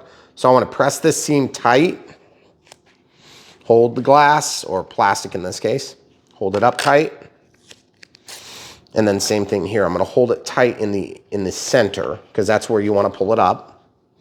And you'll be able to peel on the plastic so you don't have to worry about like screwing up the finish of the paint. Well, I don't think you do. I would be amazed if it causes any problems. Okay, just like that, super simple. Then we'll go ahead and peel this off and get that out of our hair. Okay, and then we can go back to it and put it onto the aircraft, which is super easy. Camera crew is going to get back into position. Now, last time we were freaking out because we were concerned about those decals, but I've got a lot more confidence in those decals being fine, given that we had good experience with the decals on the Cobra. I think I had one that gave me problems, and I went through with a marker. When I peeled off the little pink thing, it came off, and then I lost part of like the Marines. And I think it was one that we tried to do too early. Yeah, we tried pulling it early. If you just let it dry overnight, you'll be fine. So if you're trying to like hurry and get this thing ready to film for a YouTube video, you might get yourself in trouble, which we've done, okay? Now, this is critical and important, but I don't want to do it yet. And these ones are critical and important, but I don't want to do them yet because I think the next best step is probably to get the guys in there, to get the guys in the chairs. I think so. This is where I'm torn though, guys. Okay, we've got Ordinance, we've got wings. I'm pretty certain that we actually cannot mount those right now because if we were to mount them, we would cornhole ourselves and we might need to get at something. So this is gonna have to wait. Okay. Also, let's look at how these snap together. Is that the way that goes? See, this hole is designed to, ooh, that tab's broke off. That's designed to go there. They had them on the outside. Yeah, like all the pictures, they have those drop tanks on the outside. Like this. Yeah. But they don't fit in that hole, do they? Well, they do. They stick up in there. But then this missile rail does not feel like it's going to go in at all. Like that's a totally different design. It's got 5 points. It's designed to straddle. It's designed to straddle. So yeah, this is supposed to go here. Here or here, but I'm assuming here. It's not a very good fit. No, it's really not, and it's gonna probably break. That's my fear. So that's lame. But then, And then this can slide up in there, and you got a pretty good fit. But it's like, I don't know. It seems to me like that's probably not the way it was designed. But whatever, we'll find out. okay. So it definitely is going to the outside, right? Yes. Okay. That's all the pictures. Now, the other thing is, you might think this should be screwed on. You would be like me. There should be screws on this. And I don't care if they put a piece of tape over it or what, but I really firmly believe this thing should be, it should be removable. But it should be a definitive. Well, I don't think it's going to be that bad. Oh, that's what I was doing wrong. It's supposed to go like that, isn't it? But they can't go over the doors, right? Hold on. Do these go forward or backward? That's the hard part. It's not obvious. They go backward. They do? Yes. Yes. Yep, they go backward. Okay, which makes that make more sense. But that doesn't fit very well. See, it's like canted forward. But do you see what I'm saying about the door too? What? Like if you cover the door. Well, you can cover the door, I guess. I just don't understand, because look, it's canted forward. Is it supposed to be canted forward? That doesn't tell you. That doesn't tell you. That doesn't tell you that's the cockpit. Not. Does that one tell you? Not really. Okay. So, yeah, so this is going to have to get on there at some point, because I definitely want this artifact installed. In this one, it looks like it is over the corner of the door, kind of like the Okay. way that you're holding it. So here's my issue. If I use epoxy, it's going to be thick, and it's going to make a thickness. I don't want a thickness. I want that to be as tight as possible. So I'm probably going to use gap filling CA, which just seems, it seems infinitely inferior for what we're doing. What I'd really like to see is I'd like to see an oversized hole here and an oversized hole here and 2 screws that go in, and then it screws in so you get the exact position. Yeah. And then a piece of tape or something that folds over it. We could do that. but I'm not gonna do that. Now, there are gonna be some people that don't wanna put this fixture on, and you don't have to, it's optional. Also, it's gonna change the aerodynamic characteristics a lot of this helicopter. Could you separate those so I could see all of them? Could you? And that's the cockpit one. Okay, all right, so that leads me to my next question, and that is, we obviously know we can't mount that yet, so we're gonna do process of elimination. So that leads me back to the human. So I snap the head on this one. It just snaps in, and then the arms snap on. It does look like he's holding the cyclic and the collective. This is a pretty good size. My issue is this. Why are they not painted? And I know that some of you are gonna say, oh, but I wanna airbrush mine. Okay, congratulations. I wanna open it up and have it installed already. Yeah. So,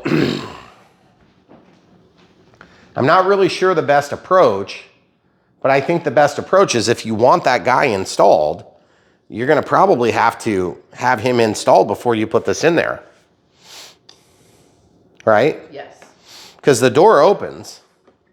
But I don't think you would have to do it all through the door.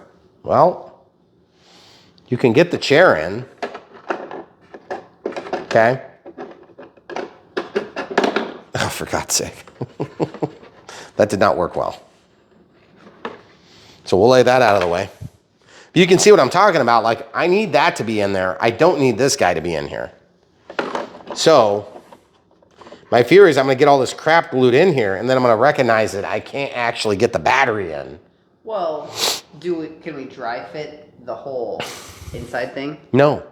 Okay. No, that's not possible. So yeah, so I gotta glue this in, and then if I decide to put this guy, I can come in here and it's no big deal before the cyclic and the other controls are in. But like, do I really want that unfinished guy in there? And the answer to that is, I don't really care for the guy. I think the guy looks wrong. It's kind of lame since they stick out so much. So Sterling Kit also sells guys that are like this, the figurines. So if you want something that you can remanipulate, the size class is really similar. This guy's pretty cheap. This guy's pretty cheap. These guys are not, but they're 1/25th scale. And to be honest, I don't know what scale this is. They come with guns and all sorts of stuff. Yeah. I think these guys are just gonna live together. Okay. In blissful ignorance. They're never gonna know what they missed out on. And you'll notice I don't have any pilots in my... No. And I love this helicopter still. I don't really need helicopter pilots, to be honest. I like pilots in airplanes because they're easy and they usually are about right. But sometimes they kind of ruin the look of a plane too. You remember the big head guy? Yeah. From the Carbon Z? He had a big sunburn on him or something like that. So this has to get mounted, but then we also have pedals and stuff, and it's all sitting right there. So I gotta figure out how I'm gonna do this so that I can get all that crap mounted. There's pedal holes, and there's gonna be a place for a collective and a cyclic. Again, you wouldn't have to do this if you didn't want to, or if you were unsure about how the helicopter was gonna fly. Before you got to this point, you could come back to it. This is definitely the correct upright position. This doesn't slide up and down. It looks like it might, but I don't think it does. It's all glued together, okay? See what I'm talking about? Mm-hmm. In real life, I think that slides up and down. So we gotta figure out how the heck we're gonna do that, because the canopy, it gets glued on from the face, and then this window gets glued on from the inside. Camera crew.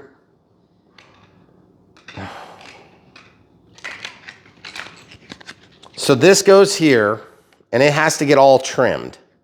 A lot. Oh, jeez. Goodness gracious. Can you grab the scissors? So, okay. So I got to figure out if this is even going to fit. So I know we got to separate them. There's no doubt about it. You guys see what I'm talking about here. You could take this off if you were really hard on about it. But good Lord, that is so much bigger. That is way big. There's kind of an inside line. And I think even that's like too big. I just hope I'm not overcutting it. But it's kind of like at this point, I just want to get on with it. I guess we'll find out, huh? Yeah. There's kind of a line there. You guys can see that line. Oh yeah, I got it. Yeah. That was correct. And it's kind of got a little bit of a bubble feel to it, which is good. Because that's the way it would be on a real helicopter, which is cool. Okay, so it is a little bit tempting on this one. The imperfection of the size, I think I want to go a little bit more perfect on my cut. But it's like if you cut too much, you won't have anywhere to glue.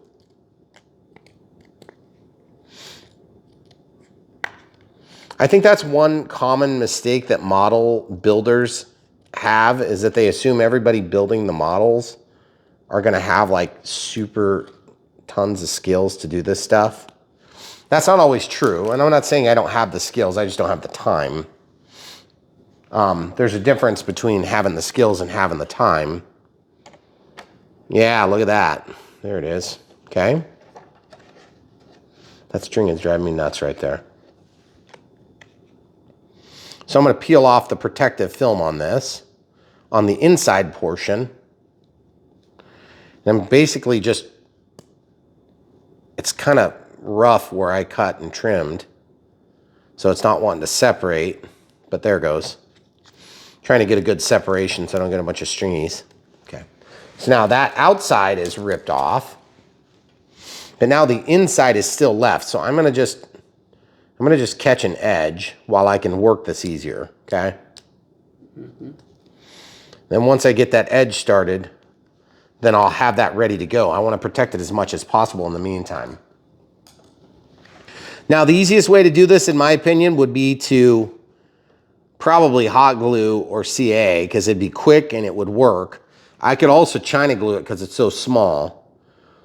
Or if you had like a newer bottle of 560 formula, you could just put a bead around here and then you could carefully stick it in there. But like you can see, even just as I manipulate that, I would have got glue everywhere.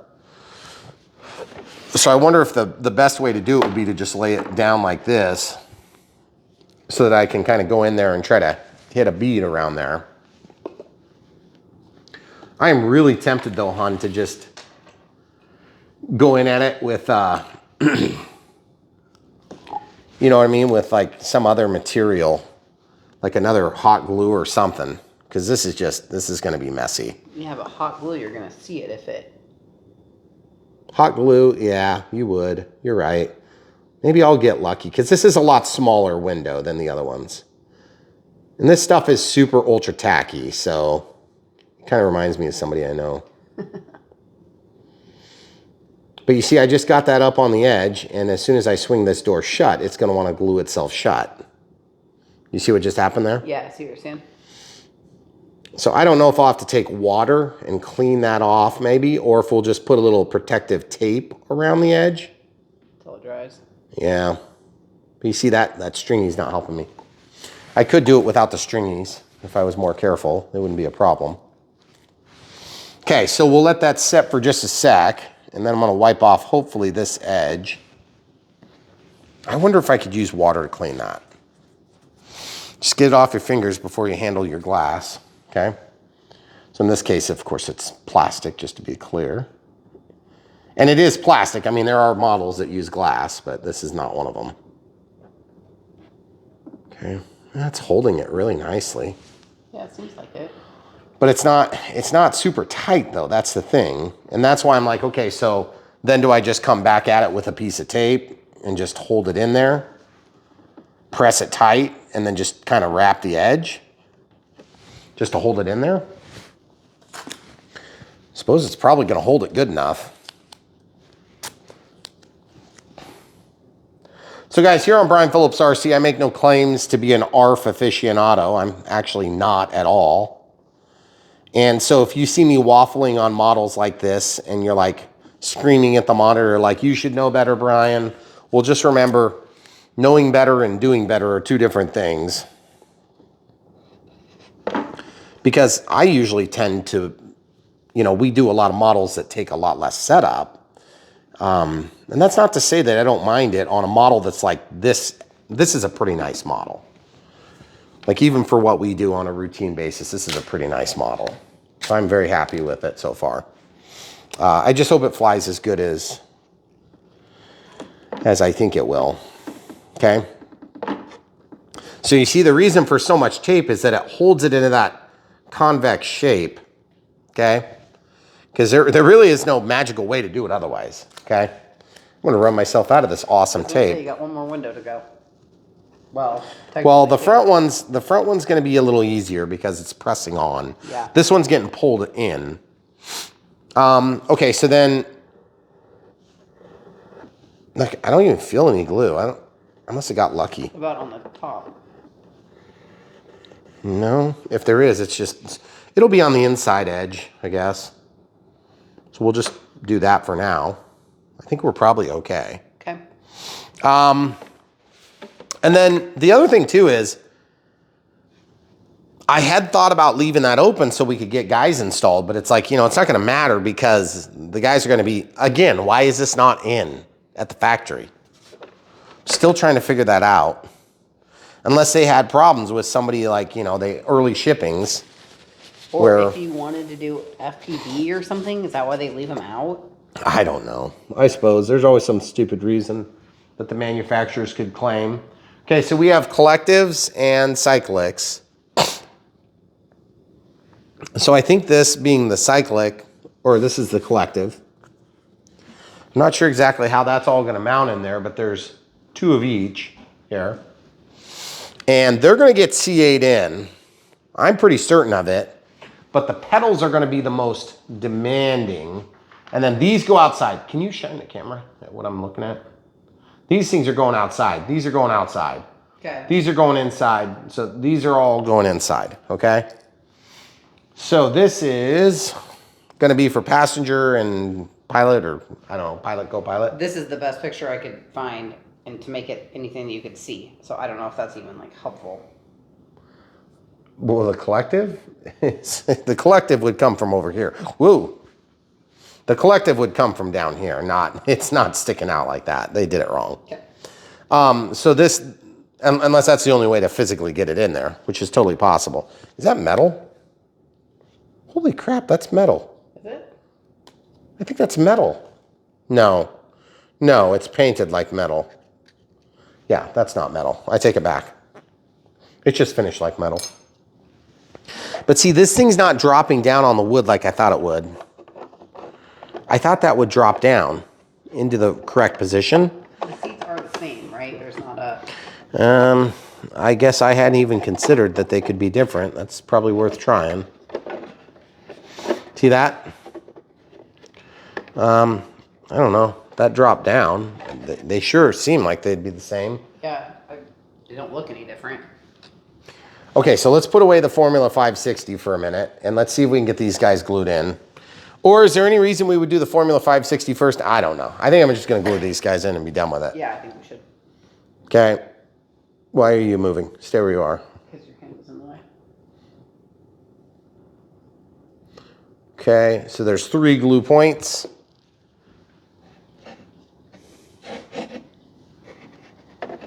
Now, CA is good for a lot of things. Giving you tons of time to work is not necessarily one of them. So that's why you want to try to dry fit as much as you can. If you're blocking my light in any way, you need to move. I don't think you are, though.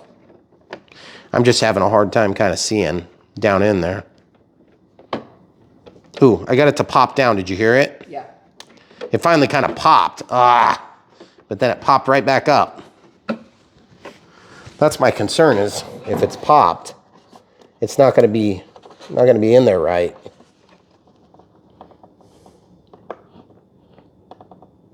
Trying to get it to stay down there, it's just wanting to lift. It's wanting to lift like it's not square or something. You only get one chance to kind of get it in there right, so that's why. See it lifted. See it lift? Yeah. That's annoying. You can't really press it down all that good.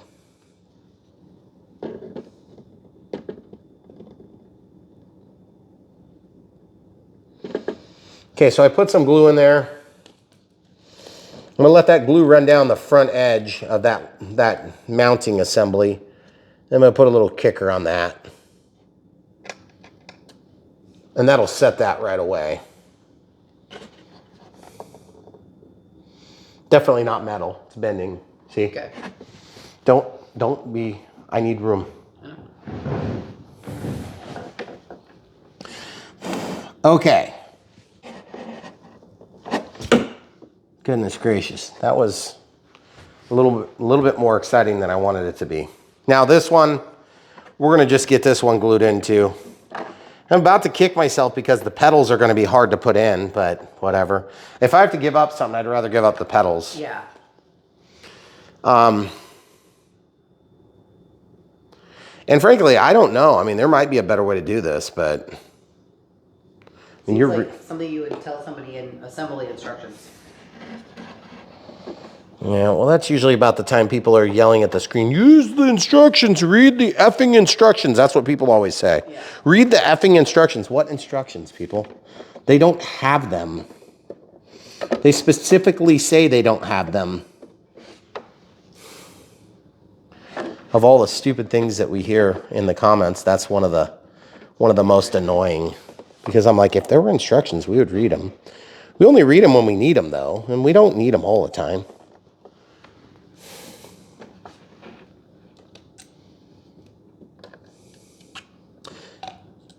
Okay, so we got kicker, just dipping that in there to hold the front end down. And see, when you press in here, can you come over here, please? Go out there. Shine in from the side. I can't take my hands off of it, so you gotta get in there like that. Okay, just step back.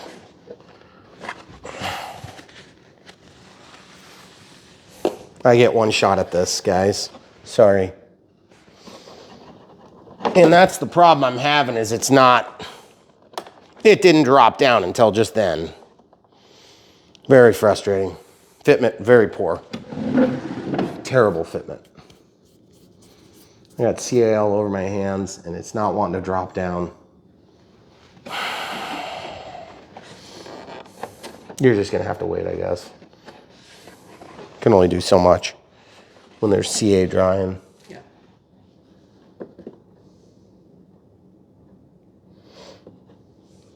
And if you guys hadn't connected the dots yet, it's not near as bad to do this when you're just doing it yourself for fun. But when you're trying to film it, it leads to different complications.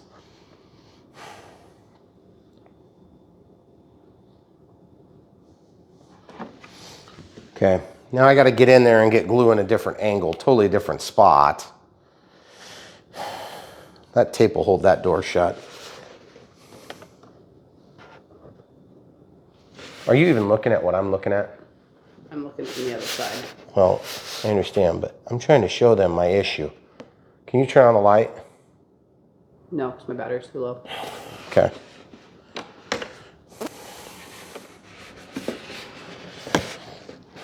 I just gotta be super careful not to press on the glass. You are blocking the light. Guys, when you build models like this, there's times where you're just up in here like a plumber and you're just kind of hugging and holding the machine so that you can make the connection where you need it. And there's not a whole lot you can do to get a video camera in there, so my apologies. Okay, so now that that's in there, let's see if we can keep going. The other window, maybe I'll do that off camera or something, I don't know. Because our battery's gonna die here pretty quick. Correct? Yes. So we will probably glue this in on our own. So we have collectives and pedals, 2 pedals for each side. Technically, I think that would be backward. I don't think that's right the way they've got it. because that's the way the pedal would be. It'd be flat where you're pressing. So I don't know if they just screwed that up or if I'm misunderstanding, or maybe that is the way it is in the real one.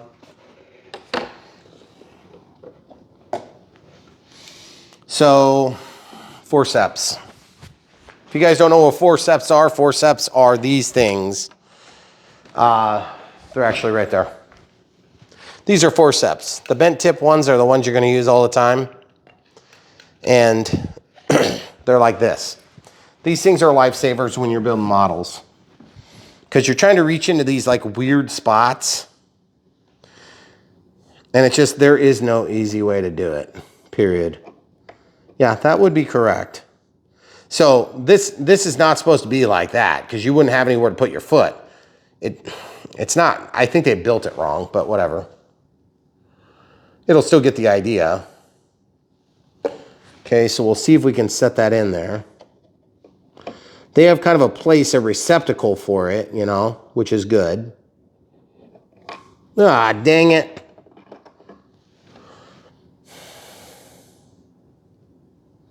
So if you have the same problem I just had there, I'll show you another trick you can do that'll work. I'm trying not to grab it too hard, because then you'll put imprints on it, okay? From gripping it really hard. But you also have to remember that there is a certain amount of, I'm trying to do this while the springs on the landing gear are moving, okay? So you'll want to keep in mind, if you think about it, before you get into one of these awkward spots like that, you might want to lay this onto a block of foam or something. Okay, so that's one. So then you've got another one that would be on that far pedal. And you've got one that's like this and one that's like this. So this would be the other one on the near side. Okay. So now I'll do this with the other method that will help make this a little bit easier. Okay. So you got to take off this crap on the bottom. I don't know what this is. It's like plywood or something that they use to manufacture it. So just wipe that on the bottom of my wife's counter. Kind of sand it down on the bottom of this granite. It's rough. So that sanded it down perfectly.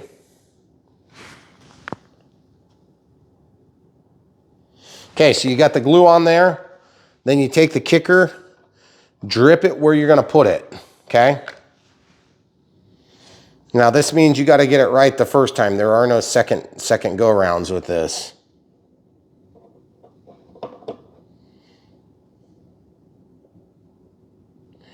Then you're going to hold it for about 2 or 3 seconds and you're golden. Okay. So then if you think that that's going to be loose, you can try to move it and it seems fine. Okay. So then maybe what we'll do is we'll get this side done. The joysticks are the same. Okay.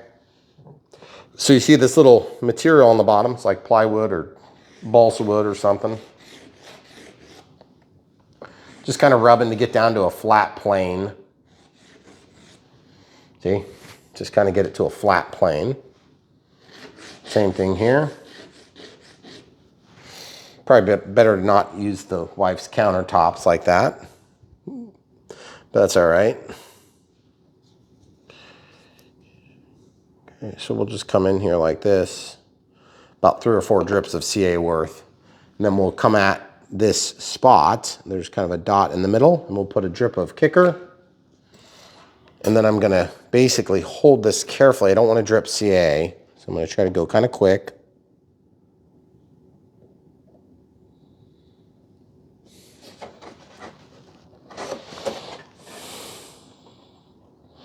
Dang it, I wanted to spin it a little bit. Son of a biscuit. Think I can break it off still? Probably. Nope. It's in there, so I'm going to just bend it. See what I'm doing? Mm-hmm. Just twisting it.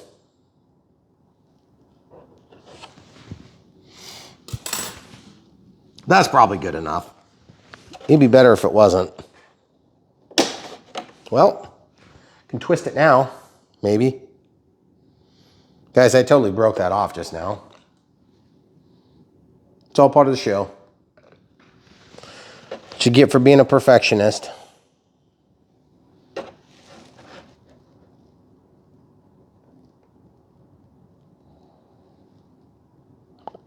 I'll know for next time. Well, it's more straighter, kinda, but not really. And we get a nice break there now. That's annoying. All right, so now the collective. This collective has that unfinished end on there. This needs to go back here, guys, somewhere. Because that would be, I think technically that'd be on the inside, because it'd be on the left hand.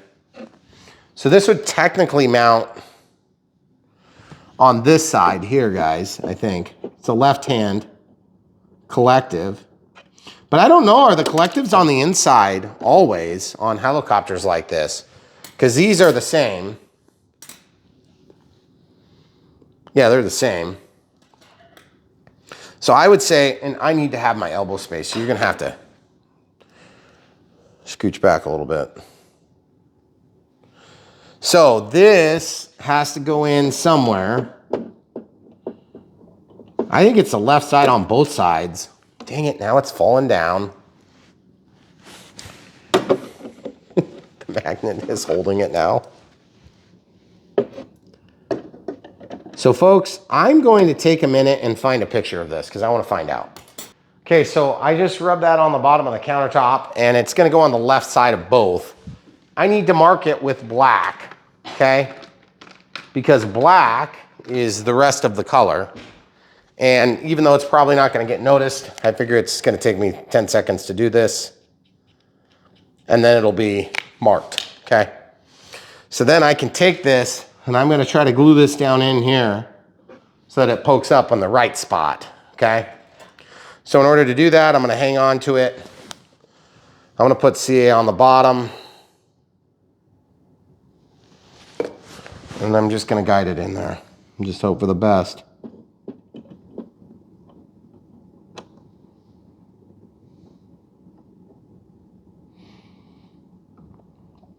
Now, what would be even better is if I had a helper that could take that tip out. Are you ready? Yeah.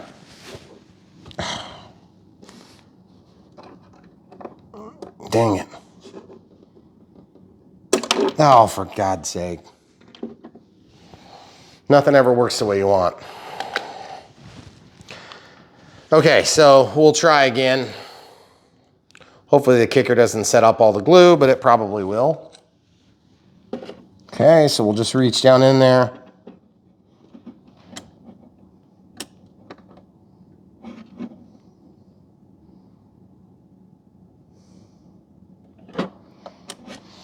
So that held it, but it's barely held, okay?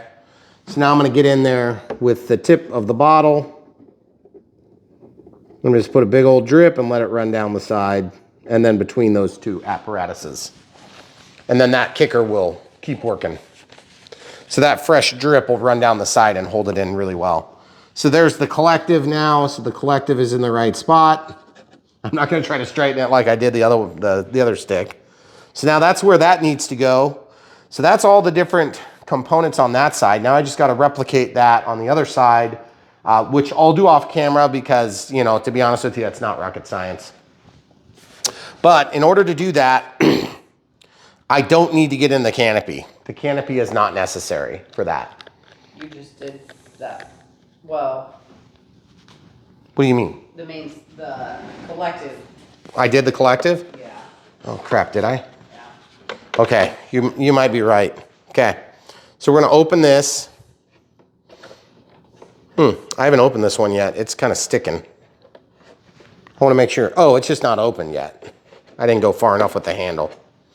Okay, so we'll do that glass off camera.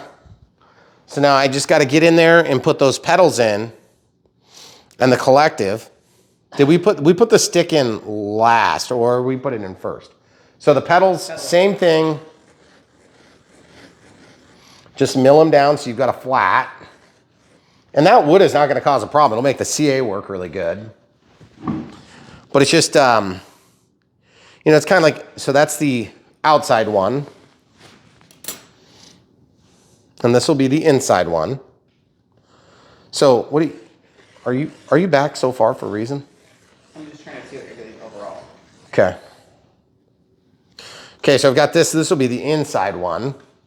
So now I'm gonna try to do this smarter now that I've done it once. I'm gonna take the kicker, Put a little bit in that pedal groove. I'm actually just going to go ahead and put it in both. I hope I don't regret that. Then I'm going to hang on to this the way I think I need it to be, and I'm going to click it once. I usually don't do that, but it's worth the risk of having a little finish issue because then I got a hold of it. Okay? Except it's not worth it because I got to pivot the position. Okay? So now I'm holding it. Not good. I got to pivot my body. See this? Holding it. Stick it into the goop. The gooped. Let it set into position. Hope for the best. And it seems pretty good. Okay? Then kind of same thing here. I'll come at it from whatever angle is capable of, it's hard to grab this because you got to grab it kind of a weird spot like that, okay? Seeing it broke. See that I broke one of those things. And I'm not grabbing it hard at all, guys. About 4 drips.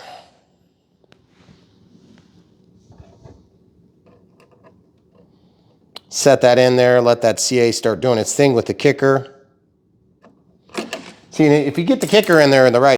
All right, so a lot's happened since the battery died on our phone. So I got this side done, kind of, and I'll show you how I did it. And it was not gluing it on because I don't think that would have been sufficient. We're gonna put on this canopy first, or the cockpit first. And then I'll show you exactly what I did to mount these. It was involved, to say the least. Okay, I don't know if there's a protective cover on this, but I bet there is. Yeah, there is. You do have to peel that off first, which is a little bit scary.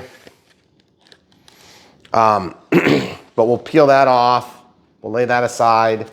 And then what we got to do is we got to spread. We're going to use this Formula 560 again for this canopy because we've done it so far and it's worked really well.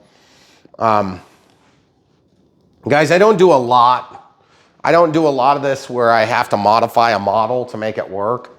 But on this one, there was just not quite enough engineering with regard to the way those pylons and everything mounted. And they should have had nut zerts.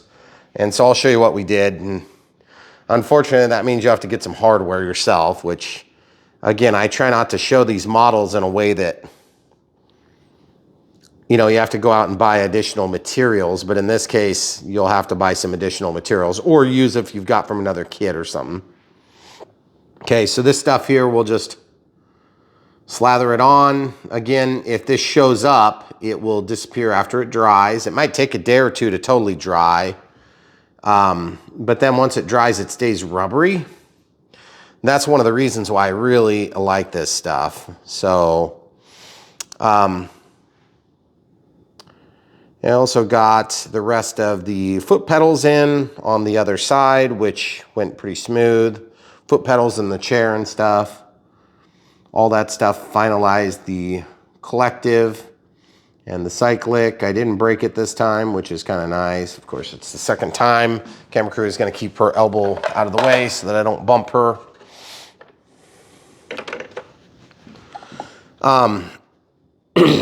Also, this would be a lot easier if I had a newer bottle. I think I've mentioned that a time or two. It's very thick. It's very viscous when it gets a little bit older like this. And that isn't necessarily like a huge problem because you kind of want it to be thick, but you want to be able to squeeze it out of the tube. It's a lot easier to squeeze out and then get it where you need it instead of trying to apply it like this. I don't like painting it on like this. But this stuff works really good, and I've had really good luck with it. And the thing is, like when it comes time to put it on a canopy that really matters to you, or a window that really matters to you as a model builder, you want to be able to make it look as good as possible.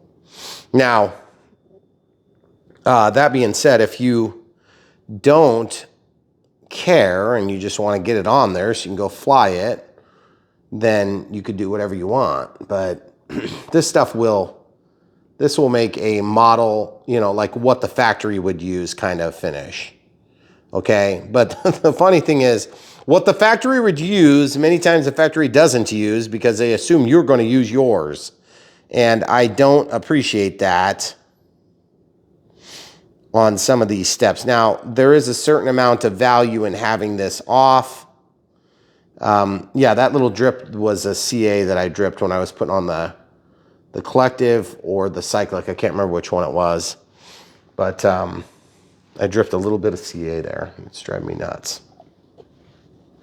Okay, so we're gonna basically take and just stick this straight on, and there's not gonna be any do-overs. We're just gonna stick it in there and it's just gonna be on, and that's the way it's gonna be.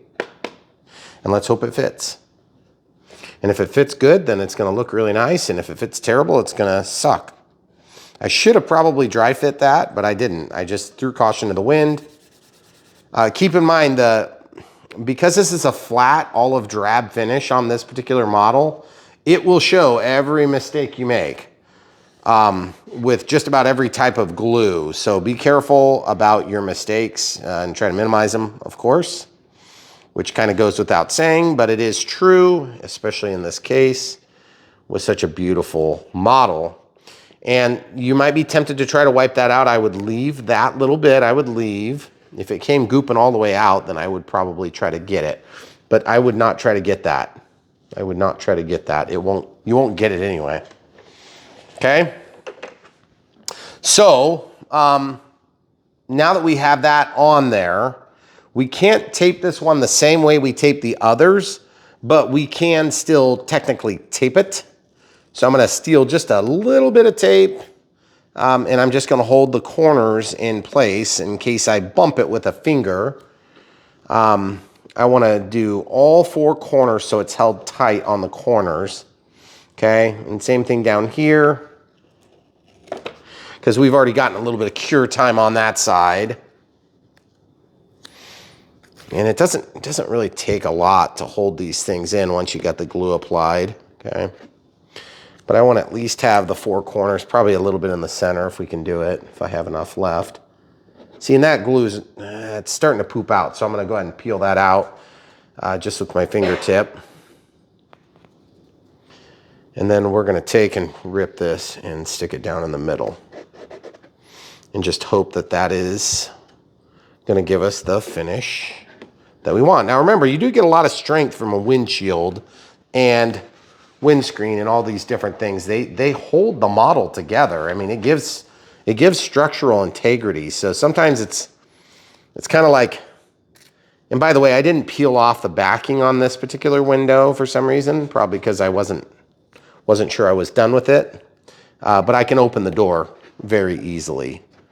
And so I'm reaching my finger in here to press that glass out as I do this to reapply that, okay? Same thing here. I'm just gonna go ahead and hit it with 2 more spots. As you can see, you know, the more the merrier to a certain extent. It's gonna hold it. But it's gonna be real easy to get that tape off when I'm done because there's just a limited amount of glue that's seeped out, okay? So it looks totally sweet. Look inside from there. Now, you're also gonna notice I have these big ugly bolts on the top now. And it also made a bit of a mess of the window in there because all that fiberglass fell in. I am gonna warn you, I had to use a little bit of foam under there. Can you point, please? Right here. Underneath that thing. Yep. But the difference between mine and yours, if you glue yours, is I can undo 2 screws and take my pylons off and it will be like it never existed, okay? So the next thing we're gonna do is, I really would like to mount this, but we'll go ahead and hold off on that. We can come back to that. Let's do the assembly that I did off camera. There's a terrible fit on these, just so you know, and you will break them just about putting them in, okay? So you're gonna understand, once I get this built, why it's such a pain, okay? Glue all the way along that surface, let it sit. And then I'm gonna glue right here, a little bit into the cracks, a little bit into the cracks. And then I'm gonna not do anything more until I get them together. Then I'm gonna use kicker, okay? So that goes into the back hole. There should be actually 2 tabs. And just listen to the terrible noise as I press this together. You see it all bending like it's gonna break because it feels like it's gonna break. And I broke off the little tabbies on the other one as I pressed it together. And I just want you to understand,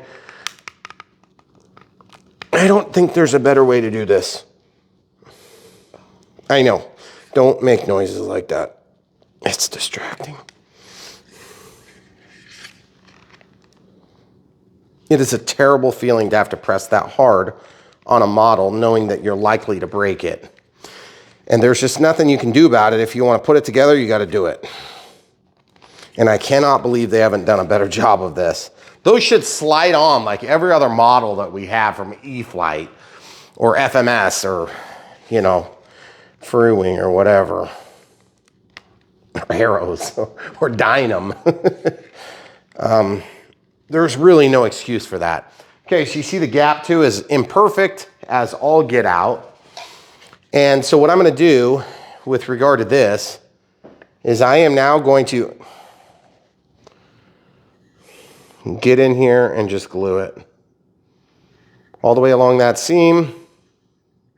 You're probably thinking, why do you care so much about the glue being strong there, Brian? Well, because I don't want these freaking things to fall off while I'm flying. Because that would kind of ruin your day if one whacked you in the face, especially if it was real life. Okay, so now that I put kicker in that seam, it's going to set up and it's going to be fine. Now I'm going to flip it over and just make sure nothing's running, and it's not. See if I can get any more press. I can't. So that's as good as it's going to get. And yes, these pylons go back, so that's the forward face of the machine here, the helicopter, okay? This one's a lot easier to put in, but dry fit it before you go, so make sure it goes in, and it will. See, that keys in, but then you're squishing this so hard, it's like deflecting. And there's a sizable gap in there, okay? So this CA is gap filling after all, but it's like, I don't want to have to use the gap filling characteristics to make it work, you know? Again, this is one of those things where it's like, are you kidding me? Like, you couldn't have come up with a better plan than to have us glue this on? So yeah, not real impressed with this step. I'm going to spread a little bit of that to the edges. Okay. So then as I press this in, I'm going to get that glue down to where it polarizes to itself. Okay, so you see that? And I'm going to let that work by being upside down. I don't want it to run. So I'm going to quickly wipe my tip, clean it, and then I'm going to hit it with some kicker. Okay? Remember, I don't want this to run because it will ruin the finish of this. So I'm going to put a big old drip of kicker in there, let that start setting off the chemical reaction. Now this kicker won't screw up the finish, but it'll look like it's going to because it looks almost like oil going on there. Okay? So I just set that off, and I'll just wipe off, that's just kicker. Okay? So that should chemically react to both sides of it. So it'll be fine now. So now this becomes an assembly, and that is a big assembly, guys. That's like as big as some of our models, okay? So to have that just stuck on there with a little bit of glue and slapstick style, I mean, you don't really know exactly where it's supposed to go. It's pretty frustrating when you really get down to it. That thing seems like an afterthought. So RTL fasteners to the save the day. So what are we using? This is the RTL fasteners metric kit, which is 743. It comes with this and this. Okay, so I'm using, here's the individual parts. Just do a quick scan so they can see what they are. That's the bolt, that's the washer, and that is the nut, okay? So I've already got those pulled out. So it's a lock nut, a flat washer, and then a machine screw, okay? And they drive with a 2.5 millimeter drive, which is nice because then it matches some of the other tools that we're using on this particular aircraft.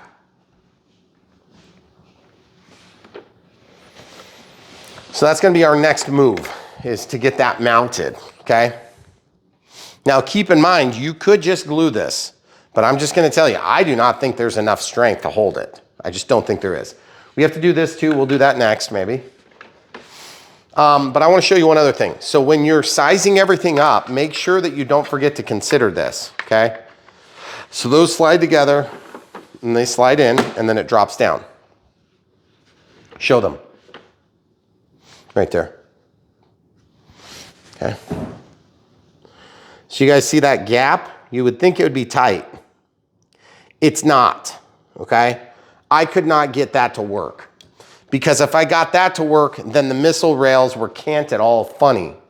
So sliding this, you can feel the home position where it needs to be. And when you get it into home position, look at the gap on the top. Look at that gap. When it's flat on there, it is not touching this thing. I thought it would. Now, if you kicked it in, then you're gonna lift the tail. You see the missile, or it's not a missile, the drop tank, it's pointed in all inboard, all stupid like. So it's gotta be like this, okay? It's gotta be, period. Do not put any foam on this yet. You'll do that later. And this is just the stuff we use for like battery to keep it from sliding. And you can see I cut a shape that looks kind of like a teardrop. And I just glued it right there, just a little sliver of it. And then once I get all this hardware in here, then I can use that to help take some of the play out of it. Also, on mine, there's 2 vertical ribs that go like this. I wasn't glued very good up here or up here on this side, so I had to glue that. So I was like holding the model upside down, putting CA in there and kicker and everything. It was a pain in the butt. So I'm gonna now do this, and camera crew is in the way of my tools. So let's go to the other side. All right, so now I have to drill this, and this is like one of those things where you have to just do it and get it done right. And there is no middle ground. It's either gonna be a good fitment or it's gonna be terrible and it's gonna look like crap forever. And so there isn't,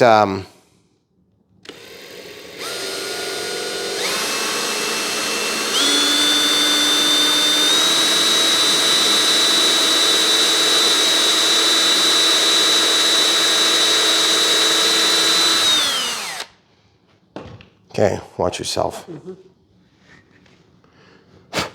Okay, so that's fiberglass. God, that bit just did terrible on that cut. I did the other side, no problem. Okay, so now that I've got that cut, I can complete my drill over here. Okay, cut it through. Anybody who's familiar with fiberglass knows that it gets flaky and crappy. And so I'll put CA around there here in a minute. But now I have to re-hold this in position. Remember, my goal is to make this a fixture that can be removed, okay? So I'm gonna slide this along until I feel this little relief line up with this little bump. You'll feel it. Press the suspension out so you can hold this tight.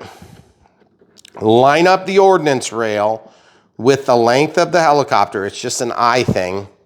You just got to eyeball it. There is no real perfect solution. Either transfer your mark and drill through or just drill through. And I know you're probably thinking that is cringeworthy. Trust me, it's even worse when you're doing it to your model, okay? Now, there's 2 ways you could do this. You could either put the hardware on there now, which this is what the hardware looks like. It's pretty basic stuff, okay? And that's what I'm gonna do, is I'm gonna use this as a pin to hold it in place. Okay, keep in mind, those are nylocks. They're a real pain in the balls to actually hold that together, okay? So this is gonna pass through and you're like, well, aren't you gonna put CA on there? Yeah, I will eventually, but I have to work this through first, okay? Now, I think I'm using a 7/64 bit, so it's actually a little bit tight, so my threads are purchasing into the fiberglass, which is another way of saying it's reaming it out, okay? So you can see it's reaming it into the threads, okay? Now just keep in mind, this will crush, okay? I've already started to crush this. So what'd be ideal is if I could take this all out and pump a bunch of glue inside of there. Well, the problem is I want this removable. So if I'm gonna do that, I have to pump glue into it, flip it upside down, slide a bolt in so it stays, and then screw it out, all the way out.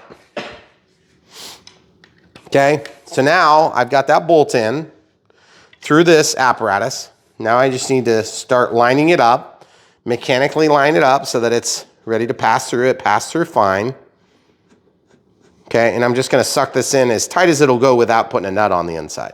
Okay, now you can sit here and kind of play with it a little bit until you get the perfect alignment in your mind. And you can tell it ain't gonna be perfect because look at the disparity there. Look at the disparity. It's a big difference. It's like 0 millimeters, a half a millimeter out to like 2.5 millimeters.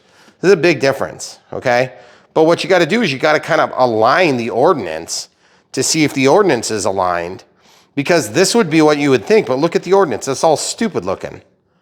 So you gotta get it to line up properly with the length of the model so that it looks right. Otherwise it's gonna be hokey as get out. And this is, make sure that's centered still. You can also go back here to an approximate location, but yeah, you can tell what's going on. This needs to pull in just to be similar to the other side.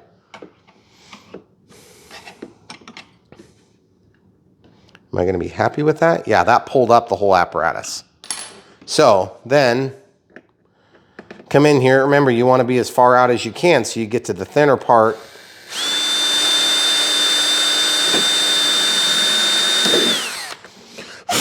As imperfect as that process is, it's gonna be a lot more perfect than gluing it on and having a terrible fit and maybe not even being strong enough to support all this weight out here. Remember, you're gonna be blowing down hard on this all the time, like huge amounts of wind, okay?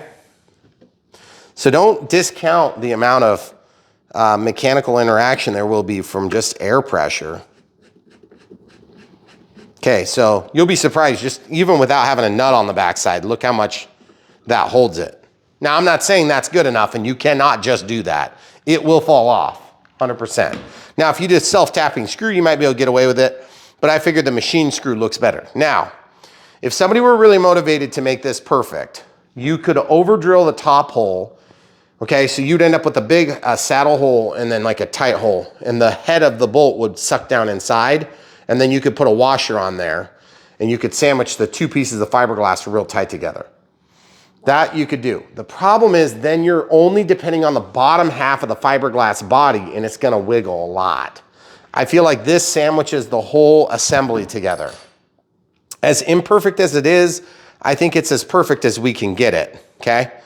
So now this comes off, we lay that off to the side. You may have noticed we had a bunch of artwork and stuff around here. We're trying to figure out how to make all these antennas and everything. We've got a few other things we have to install. So the next step for us, and even after all that effort, this is still gonna be imperfect no matter how we do it, okay? So our next move needs to be pull the hardware out, okay? And you don't have to do it my way. You can just glue it on there if you want, or you can epoxy it on there. I think epoxy would be stronger, but it's also thick. It's gonna lift it up a lot. And I don't wanna lift it. It's already kind of like in a precarious spot if you ask me. By the way, look on that. It's got a brace on it in the real one. Yeah, I saw that in a couple of different pictures. So it's like if there's a brace in the real one, the RC one should definitely have a brace. Yeah. Okay, so you can see we've got that all taken off. And look, that's what you'd be left with if you decided to take it off. No big deal, nothing, right? Not worth writing home about or anything, okay? So now I'm gonna take these screws out. I'm gonna get the fiberglass off of here, or whatever it is that they used. Probably fiberglass. So you wanna clean out those holes, clean out the backside, make sure you don't have a bunch of schmutz on there. And then what you're gonna end up doing is you're gonna end up taking a little bit of CA to reinforce these holes. And what I was doing is I just kind of ran that CA in and around the holes. I want to keep it at least smaller than the head of the bolt, okay? Blow it in, blow it in. You see the bubble went in the hole? Okay. So then I'm gonna do the same thing here. I have to hold this where gravity works. I cannot do it so it's easy for you to film, okay? So that's like that, and that's like that, okay? Just like that, a little bit more, a little bit more. Blow it into the hole, blow it, get that bubble to stop being there. So sometimes you gotta poke your tool in there. And you can see that's gonna have thickness to it. So if that's a concern for you, and remember, this is the bottom side, you're not gonna see it. carefully, quickly go to the center, and then go to the center, right? Then, while we've got that off, we can start cutting our little teardrop shape. And we know what the other side was. I cut that too small. I want them to be symmetrical so that they have the same propensity to protrude, okay? Dang it, that thing is glued down. Okay. So that's similar. It doesn't need to be exactly the same. But then what I would do is, yeah, something like that. I probably need to take a little bit of the top of that off. I trim the other one down. I could take it off if I wanted, but I'm not going to do that. It's already got kind of a shape to it. See this, guys? So I'm just gonna glue that down, just a tiny squizzle of CA. It doesn't need to be a ton, just hardly any actually, because that stuff, it's not foam safe CA. So you want to get that in there before that CA sets up. Dang it, of course. It set right at the worst possible time. But you know what's nice about that? You can just take this off. If you do screw it up, you can cut it off altogether, but I'm just going to cut that corner, okay? So then this is going to basically force this to lift up just a hair, okay? Now, the other thing you want to do, make sure you don't get a bunch of that fiberglass all over everything. I'm just going to go around these holes, kind of the same scenario. Just yep, it went inside. You see how it went inside? Now I can take this kicker too, and I can actually kicker that hole. Yeah, there we go. So that basically just helps to line the opening. Wipe it off with my fingers, and that's what you would be left with. So like even if you took this apparatus off, you're still gonna have a pretty nice looking apparatus. Okay, now on the other side, I had to glue those ribs at the top. Can you point at it? Can you tell? In here, these here, right? Down at the bottom of, yeah. Because look, this thing moved too much right there. So it allowed this to go up and down way too much. So like holding this down on the suspension, this was allowed to move a ton. Now you see how it's nice and tight? That's what I want you guys to have, just like I have, okay? So we should be hypothetically done drilling, I hope. Because if we're done drilling, then we can just let that CA set up for a second. We'll just get this out of the way for the moment. That was a lot more work than I wanted to mount those. I had to really think that through. I think we're gonna get a better result than what they were, that if you would have just followed the non-instructions. Okay, so once we get this together, then the next move is basically, we have to hold this nylock with a pair of forceps, which is easier said than done, I must add. So we'll put this 2.5 millimeter drive back in, and we'll run this through. But you see what I'm talking about? Like this is gonna wanna squish, okay? So the ideal setup, if you ask me, you'd fill this whole thing with glue, and then you would run your screw back into the deep glue. It'd be a huge mess. And then you would let it set up. You would plug it with the screw like this. You see how the glue came out on my finger. You see that? Mm-hmm. Gosh, that's so annoying. Okay. So now I got the glue off of my fingers.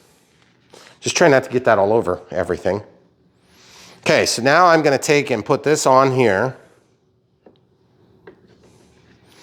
So it's actually a little easier if you get that bolt all the way down. Machine. Right on it at the end. Mm-hmm. I have to recut it though because of the CA. Okay, so once I get this started, then I'll be able to just put in the other bolt.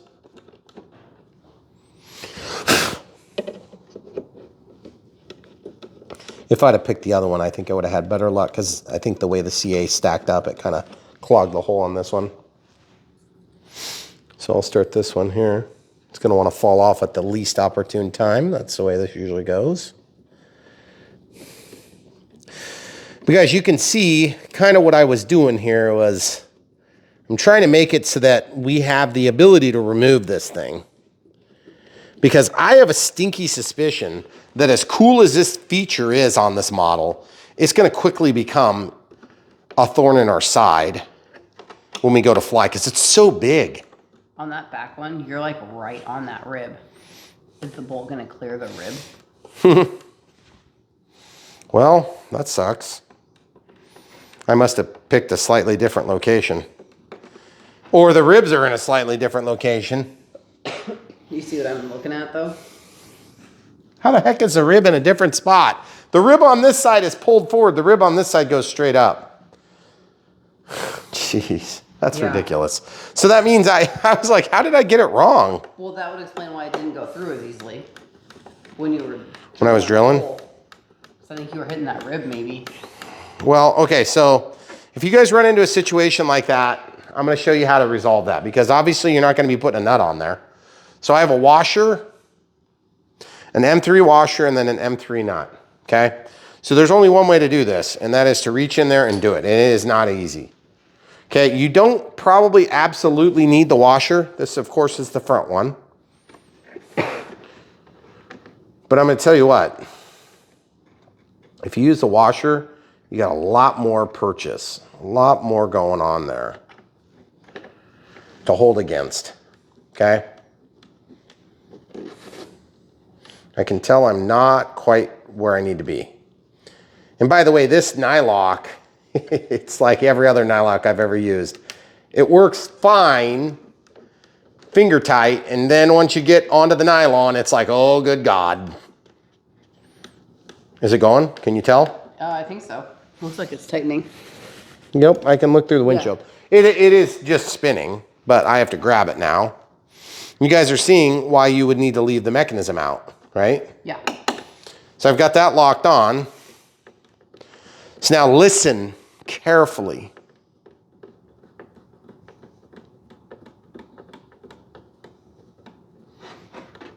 Hey, can you even see what I'm doing right here? Yeah.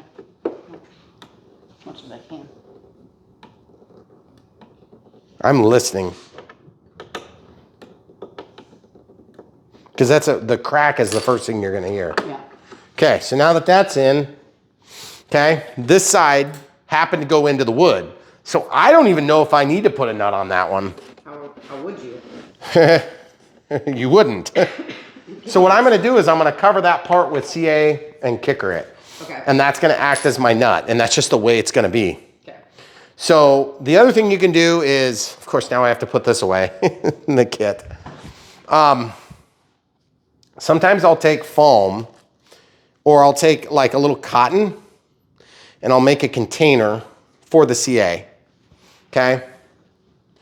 And what that does is it gives me somewhere to catch all the CA, okay? So that's what I'm gonna do. Oh, goodness. Yeah, exactly. How the heck are you gonna film this? You're gonna go up, over the top. I'm going through the window. Okay, whatever. They're gonna see anyway. And then when we're done, we will give you guys another shot of it. Yeah.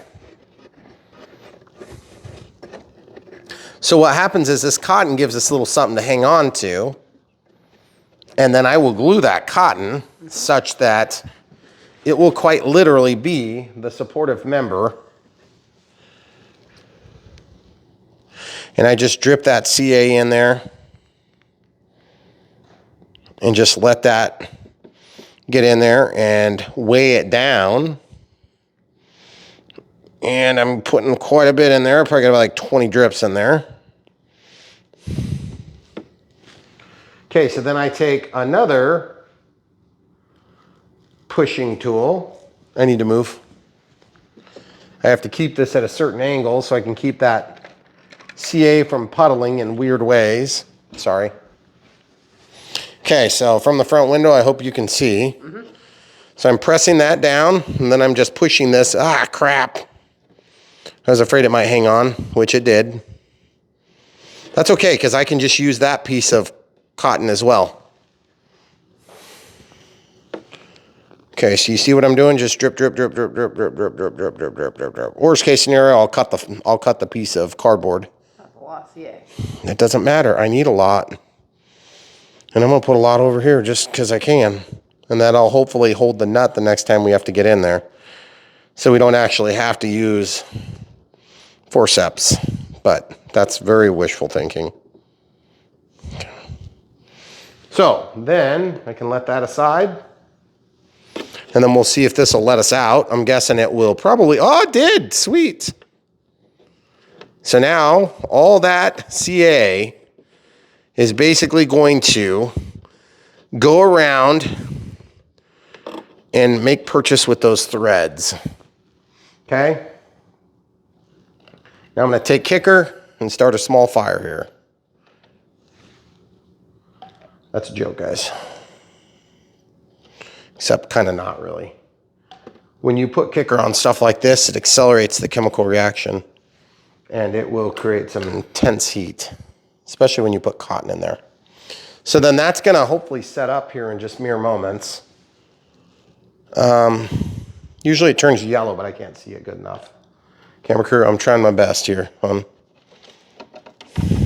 Okay. So now that that is kind of doing its thing, you guys see what I'm seeing there? Can you see the edge? Yes. Okay, so that's all there is. That's all she wrote. So now I just got to make sure that there's not like a bunch dripping. And I don't think there is. But if it were to drip, it's going to go down the side and it'll be fine. I don't think it is though. I don't think there's anything to drip. Okay. Okay, so that was fun. Great. Who needs instructions? Okay, so for the sake of fitment, let's look at this again. Oops. That is such a weird setup, and yet it fits really good. That is, see? And then all we give up is those 4 bolt heads, which to be honest with you is inconsequential compared to having the entire thing fall off while you're flying. Yes. Which is just, to me, way too easy to happen based on that whole system. Okay, so we got to continue with our build here. And the next thing we have to glue together is this. This is so awkward. This thing fits in there perfectly, right? Well, then where do you put the glue? Exactly. Exactly. Good question. So look, I'm going to put some glue in here. Couple big drips of it, CA, all the way along this area here. Why am I doing it there instead of just putting it on and sliding it in? Because I don't want to get glue all over as I slide this in and make a mess, right? So I'm hoping at least some of that will make purchase, and it does appear that I got at least a little bit. Then I got to run a little bit of kicker up into that crack. Up into that crack. This stuff flows really good. So it'll get up into the cracks. I have to get some more kicker here pretty quick. So then the other thing is you could glue in there too. And I did that on the other side, but I had nothing but trouble. Seeing that held, okay? So I must have got it. Now, this is not a sure thing. It is very awkward. So you might be able to see from here now. Okay. So this one was definitely not an obvious thing. It fits, but that's the only way I figured it out is because I started really playing with it until it would not adjust anymore. And then secondarily, you got to make sure that it's actually at the right cant or it's going to look terrible. Okay. And so where do you glue it? Well, you got to glue all over this surface and that surface and then stick it in there. Well, that's easier said than done when you got all this crap mounted on here. Okay. So that probably would have been a better place to start in case you guys are just watching this whole video before you start yours.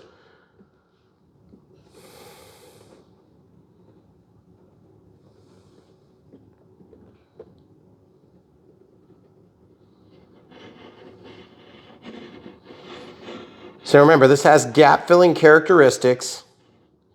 Okay. So I put a little bit of that on there and a little bit of that on there. And it's going to want to stick like instantly now. So you got to get it in there exactly where it belongs and don't mess around. Does that look right to you? It looks right from back here. Okay. You guys see how easy that would be to screw up? Yes. That's because I got glue all over the other side. I just really lucked out that it cleaned off. That is a lucky fitment. First of all, I gotta say, this helicopter looks sweet. Second of all, I gotta say, what a pain in the butt. So, we still have to mount the tail, horizontal stabilizer thing. I don't even know what it actually is called on a helicopter like this. I think it's a horizontal stabilizer. Except it's like a stabilator. I think I saw stabilator and when I was looking at pictures of stuff. Great. It's clogging. I gotta unclog it. Shocking. Good Lord. Guys, if you have figured out the solution to clogging tips on CA, let me know in the comments below. By the way, if you're still watching this video, thanks for being here with us on Brian Phillips RC. We do really appreciate you being part of our audience. I know it doesn't always seem like it, but we actually enjoy making these videos sometimes. When we're both not sick, it's a little bit more fun. And when we don't have to reinvent the wheel on builds, it is a lot easier on us. Yeah. So this one has been a little bit challenging because it's really pushed our buttons in certain ways that we don't normally have to do with helicopters, and that is building them, okay? We don't do a lot of builds on Brian Phillips RC, and that's because we like bind and flies and plug and fly planes that do require a little bit of building, but not usually quite this much. Okay, now these things we could not, for the life of us, figure out all the spots. We found some spots where these would go, and they would go back here, okay? But we're not putting those on yet. I think this one is supposed to be here. Yes. But my fear is, and if you look at these images here, I can't tell if that's up on the bump like this. I think it's right there. Well, the problem is you got to be able to get this off. I think it goes on here. Not Yeah, I think so too. But then look, this guy has his mounted up here. Oh, yeah, you're See? right. So we could do one or the other, and I have seen this up top before on a lot of these Blackhawks. But I've also seen them in different spots. I've seen them on the landing gear, like that. Not the way they did it on the Flywing. They did it backward. I've seen them on the bottoms too, and I've seen them in different spots. I mean, if you get into a real situation with a real helicopter, especially when you're going along the side of a ship and you're refueling or something crazy like that, which they do with these things, then it's kind of a big deal. That being said, it's also not painted, which to me is kind of like, why is that not painted? This was pretty useless for help. Yep.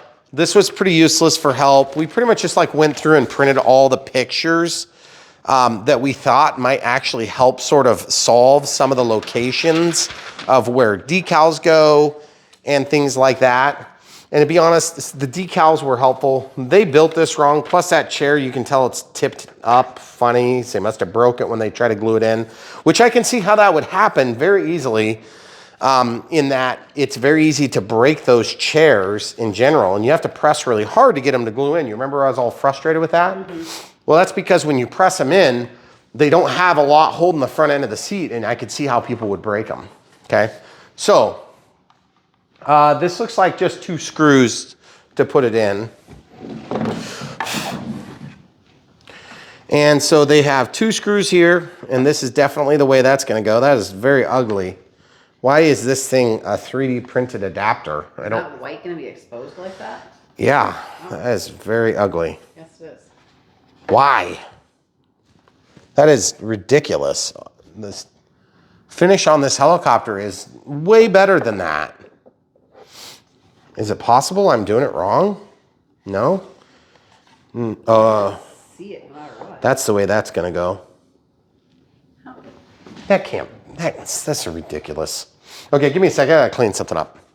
All right, so I was thinking about this while we were just cleaning up for a minute, and I was like, why don't I just color this black? I know it sounds ridiculous, but just even having it black is gonna blend in better than having it pop like a white piece of plastic. Like, what the heck were they thinking? And by the way, if you're doing 3D printed parts, just get filament that's gonna be the right color. Yeah, no kidding. Or black, for God's sake. I mean, geez, 3D filament's so cheap. Okay, so all I'm doing is just going at it with this this marker, and that's going to help a lot. It's going to knock down that big bright white beacon of what the heck. It'd be better if it was like olive drab or whatever, but to be honest, this will make a big improvement. Ah, dang it, of course I knew I would screw up and then slide onto the finish, but that's in a tight spot there. But yeah, guys, it's stuff like this. It just, you know, like it kind of irks me because, you know, we're talking about multi-$1,000 system here. And, you know, you're going to put a white 3D printed piece in there. Give me a break. So, but I suppose that's why you guys watch Brian Phillips RC, so you can watch me waffle, screw things up, crash into my house and stuff like that. It's all part of the fun. But then I complain about the things that you guys are going to complain about instead of being like, it's perfect. There's nothing wrong with this. It's the best thing I've ever seen. Marker all over your thumb. Yeah, I know. Sorry. I hope you'll survive. Get it on something. No, on my shirt or something? Yeah, that would be a kind of a bummer. Okay, so guys, now my next move is I got to figure out how to put this on there, and I don't know if I need to color on this too to get that to cover up. I think it's going to cover the whole thing, Yeah, but maybe I can just color the sides black. Remember, it's like the black is just going to be less noticeable. It's still wrong. And it's ironic that they put those bolts in. They ship it all the way from the other side of the planet. They don't put them in a bolt bag or anything. It's like, I wonder how many people lose those. And that's glued in there, guys. That's epoxied in, it looks like.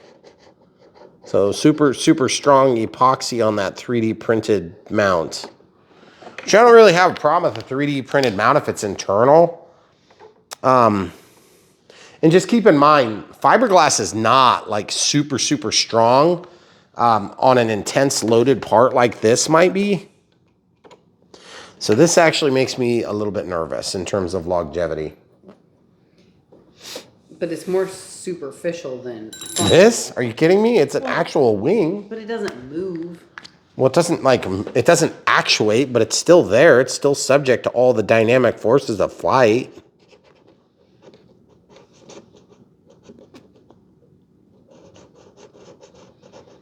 Oh, you're not mic'd up either. They can't hear your commentary. No.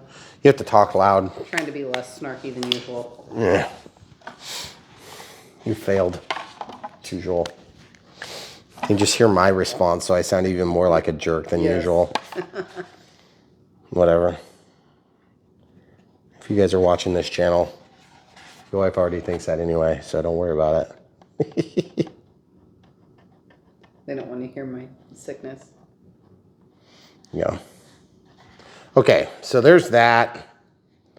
Like I said, it could be better, it could be a lot worse, but that looks a lot better. That's a huge improvement for 30 seconds worth of work. And then it would match all the parts that they included. I don't understand it. Sometimes, China, what are you thinking? Just don't understand it sometimes. Yeah, like this side, you can see that corner right there. Like that corner that I couldn't get with... Do you need a different Sharpie? Maybe I need to get a different Sharpie so I can actually get into that corner. Can you see it good? Yeah, I'm zoomed in because I'm trying to not be in your light. Yeah, you're not, actually, for once. Wish I could have had you do that like during all those other steps. Never. I'm like never in your light. I know, but I always think you are. It's always you. Always. It's usually me. Yeah. You're right. That's true. It's a laughing matter when it's not actually happening. Gosh, it's frustrating when it is, though. It's like 10,000 little tiny steps that have to be just right. Is it going? It's kind of hard to tell. I should probably start with the one I can see, eh? Black on black now, so it's hard to see. So what you're saying is there's a reason that they made it white? No, there's no reason. There's not. It was laziness. Yeah. Oh, it was sheer laziness. I can see better than you. That is all the more that's holding this thing on there. That is redonkulous. Well, I mean, all the other crap is held on by a couple of drips of CA, except for where I decided to finally put my foot down and bolt it together. You're probably gonna have to do more Sharpie over here on this side. I'm not sure if you're gonna have to do it before or after. Where? Because I can still see white on my corner. Mm-hmm. Are you gonna be able to get in there with a Sharpie? Maybe. Okay. Maybe. I don't know that it's going to be any easier with it off. I know. I'm not sure it is. To be honest, we might be going past the 5 foot rule.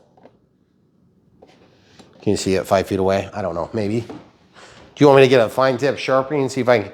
It looks pretty dang good from a distance, but if that was white, you would totally see it.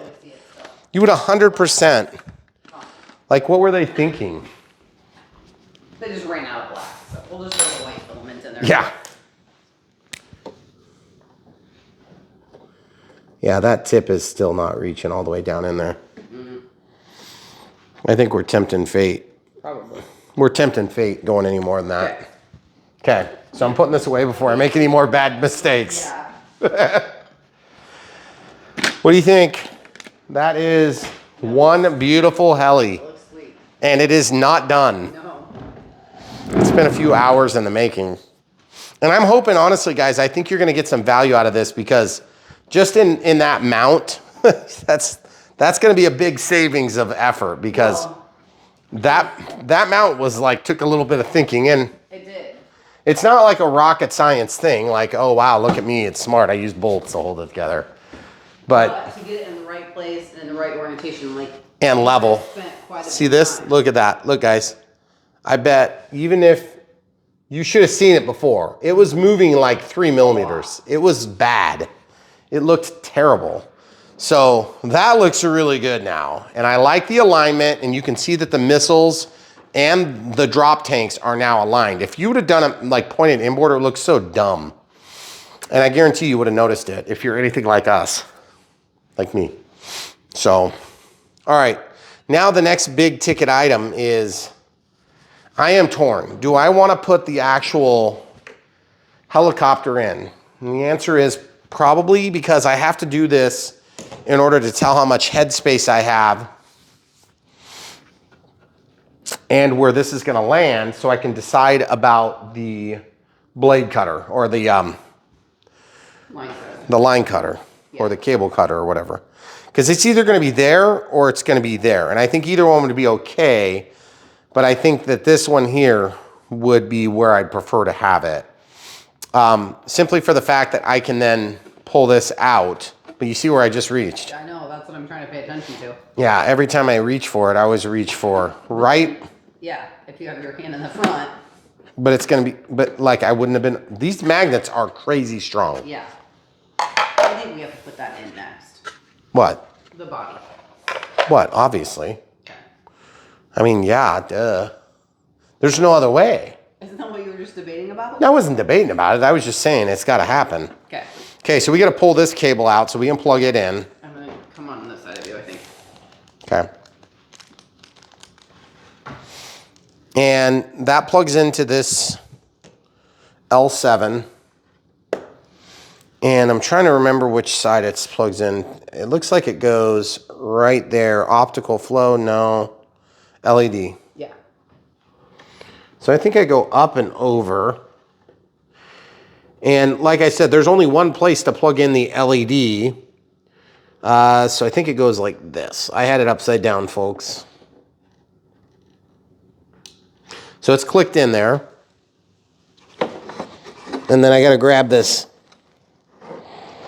lead. It's got a rubber band on it. I don't really understand the rationalization for the rubber band other than you're going to be behind me and I can't do anything different about it. I do not understand the point of the rubber band. That just feels like it's going to pull really hard on the whole mechanism. But I have to do this while it's out. There's no middle ground. It must be plugged in now. Okay, but you see this, how hard that's pulling on there? That's crazy. Well, that's pretty tight. That's really tight. Okay, so I can live with that. So that's just going to pull it back inside. Okay, and I want to get this LED, that's 3 different wires, to be in an appropriate position that when I drop this in, it's not going to get yanked out. Okay, and so far so good. Okay, rock it down, rock it in. Oh. Whew, thank God. Look at it squat. That was cool. Man, that looks huge. Yeah, it does. Okay, so lay these out of the way. We got to get the body screws. Now, there are spare screws, by the way. And you're probably wondering, why did I not use these spare screws for my wings? Because they were smaller than I thought was going to be appropriate, okay? And you would not have, or you would have to find a matching nut. I would have had to find a matching nut anyway. Yeah. Also, there's more than one way to skin a cat, guys. I realize that, and that's just the way it is, okay? You don't have to do it my way. You can glue them on there, and I'm sure you'll be fine until you're not. Okay. And death and destruction befalls. This piece doesn't need to go on before that's all in, right? Before you get too much further. That is a good question to answer before we get any further. It is capable of being added after. Okay. So I don't know how you would get to the hardware otherwise as well. Well, that's what I was assuming, but. Gosh, that's awkward to get out. Try not to scratch it because these flat pieces like that will get nasty scratches on them. Okay, so there's 4 screws. Okay. Probably a 2mm drive, yep. Yeah, why would you not want 4 screws to stand between you and decapitation? Good Lord, how am I going to get my hand in here? Where are you even going? In the hole, obviously. Whoa. I don't even see a hole. God bless it. It's because you're in my light.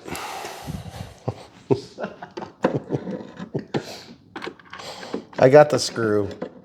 That's all that matters. Okay, look. I'm going to clamp onto this like that. Okay?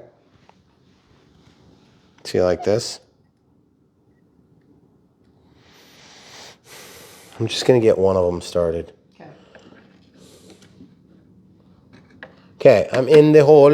I'm in the hole. Shows my mic was cockeyed. I fixed it. Okay, so that's torqued down. I think I probably put more mechanical thought into the mounting these than they did into mounting the entire, the actual helicopter apparatus. Well, and to their defense, it's, you know, they've done more than one of these. Oh, get in there. The magnet decided to hang on halfway down. God, it's going to suck to put the battery in this thing. This would be one of those times it'd be nice to have like an extra long driver. Because look where I am with my driver. Oh, by the way, look. You'll be able to get to the USB super easy on this. It's right there. Oh. That's okay, nice. Well, that is nice. Okay, so 2 more screws. They're going to be a lot worse. They're in the back, obviously. Gosh, I am at a bit of a loss here on how exactly I'm going to get down to this one. This is right behind where the motor connects to the back rotor, and it is just in a nasty spot, man. Nasty spot. Wonder what it'd be like if I had a light that was shining in here. Wonder if I could get I'm going to get a light right now, and we're going to try it with a light. So we don't often use lights around here, but when we do, they're way over the top. Go big or go home. Do you want me to hold it? No. I don't want a light. I don't want to need a light, to answer your question. Okay. But that does make it so I can see. Okay, so there it is. Oh, it went through. But look at the freaking angle. It's ridiculous. I need a ball end to get that torqued down. I'm at a steep angle here with my screwdriver. But it worked. And I hit this with my fingers as I did it, and I swear it moved. But it didn't. It must have just been from banging into it. There again. Gosh, that thing's a lot heavier now. Okay, so this one here, this one I can see. I'm less concerned about this one because I can get to it a lot easier, but I still have to point it just so. And yeah, it went in just fine. I got it. It was easy. Which is funny because like even the hardest thing on these RC cars is still easier than like replacing one bolt on a AC pump on an engine or like an alternator or something like that. Okay, can I show them the 4 screws? Because there's no way they could see that from what I was... Yeah. Here, I'll shine it. That's where one is. It's too bright. You see where one is? Yeah. Yeah. Oh, I can't point it. It screws up the focus. And then there. I'm going to shut this light off. It's doing it. It's no good. And then... Oh, yeah, right there next to the plug. But you can understand, like, why it's awkward to get in there. Yeah. It just is. So here on Brian Phillips RC, awkward is the name of the game. Hopefully we've been at least remotely helpful to you in this process. The next part of this process is going to look like, let's see how this goes together first of all. Yeah, yeah, very nice. Oh yeah, very good. Okay, drop this in here. Okay, slide that back. Okay, that looks pretty sweet. Now, I can say one thing that'd be nice about having that thing on the front is you'd be a whole lot less likely to have this pop forward, you know, because you've got one more thing holding it. Yeah, that is so sweet. Ooh, feel that. I can hear it. Jeez, that brushless motor is so strong. That looks so cool. Okay, so now my next move is basically to figure out where we're going to put those things and also decals. My issue is that this, point at the model, wait, that's not the picture. No, they're down here. This is supposed to be back here, right? Somewhere? It goes, yeah, it's like back here. Now this is an accessible cover, so I could put it there or I could put it here. Either of which would be cool, but we got to figure out where the decals are going to go too. Well, you're going to have... Look at that butt ugly white thing there. Yeah, I know. That's Goodness gracious. Okay, look. You're going to have this danger keep away arrow, which we have. Okay. So then that's going to set where we want that handle to go, because the handle is going to be right back in that area. Okay. So I think what we need to do is we need to take a second and start doing decals. Or do we need to take a second and glue this thing on first? Let's look at that now that you've got the canopy on for the whole top. That's going to definitely clear under all that mechanism. But do you want that, like you had to lift that up and in and out funny Yeah. to get it. And you're thinking like when I go to take this off, is that going to be in the way? And I think the answer is if it's here, it's also going to be bad in the way. But it's sweet. It's like one of the few scale features I don't want to do without. No. Take the lid off again. Well, I mean, I can't simulate both things at once though. See, once I have the thing mounted, then it just kind of is what it is. I don't think it's going to matter. I think it's going to be fine. Okay. So the question becomes, which one do we like better? Do we like that better? Well, look, there it is. It's up there too. See the shadow? Yeah. So it is up there. Okay. Now it's not even a question. Okay, crap. Now where did I lose it to? Oh, it's right here. Okay, so how far back do we go? Probably here. Yeah, that's about right. Okay, so this is going to be how you're supposed to do this so it's easy, okay? Mark the spot where you want it. Validate the spot that you want it, okay? I'm going by the prop shaft, so I need to go a little bit off to the side from where I put that kicker, okay?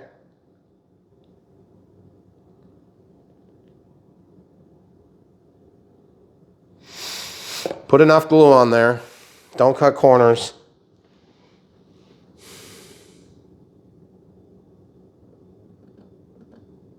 This is where it pays to be insanely anal retentive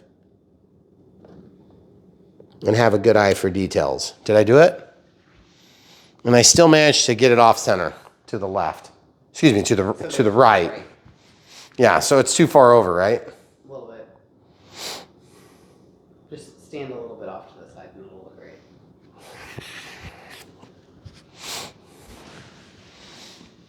Yeah, you're not even gonna see it from straight on. So it's not gonna matter. That's good enough. Okay, so then these things, I don't know. they are round. So it could only be in so many places.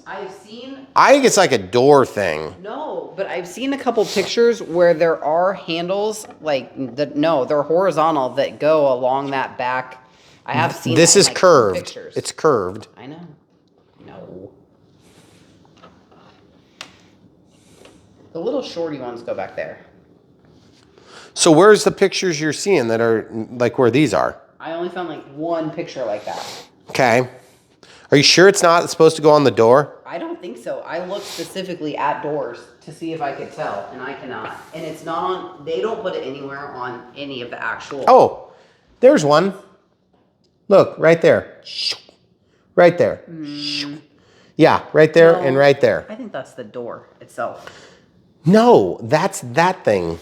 It goes right there.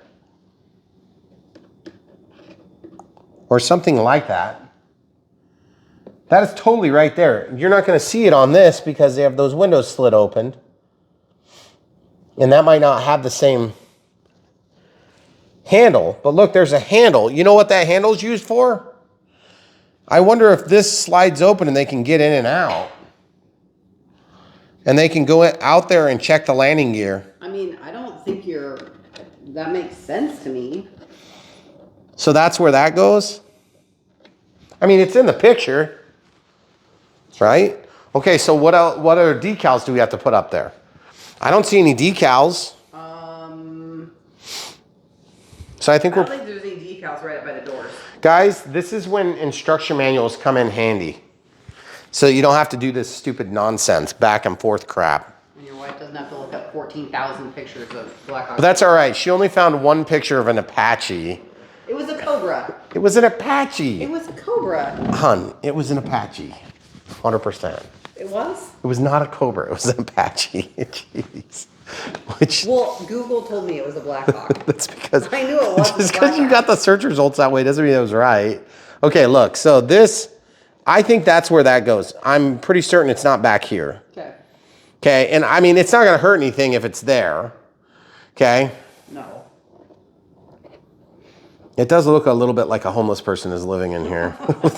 This crap. It's ridiculous. Okay, so I think we just glue that there. Sure. Okay. So we'll split the difference. Bang, bang, bang. Okay. Okay, so guys, this is when, oh, for God's sake, every time. I don't have a rag. You need it. Yeah, I'll need a paper towel. Guys, the bane of my existence is cleaning the tip in my CA. I mention it about every third time I use CA because that's like every time I use CA, I have to clean the tip. It drives me crazy. I don't know if you guys have that problem, but I do.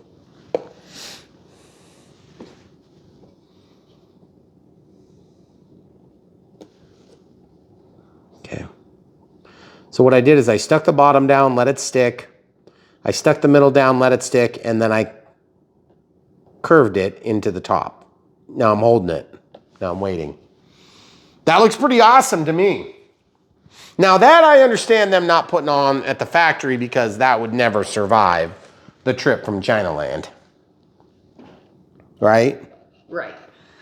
But it's also one of those things where it's like, okay, so that's like halfway back. Woo! So I'm going to do the same thing here. One big drip, one big drip, one big drip. And if you guys didn't see what I was doing before, you'll be able to hopefully see this time. How high up did I go? Oh, you can't be moving like that while I'm gluing stuff, Megan. Oh, man.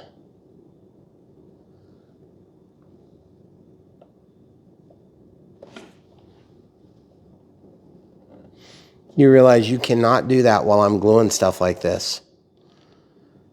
Because it's like, oh my goodness. It screwed me up big time.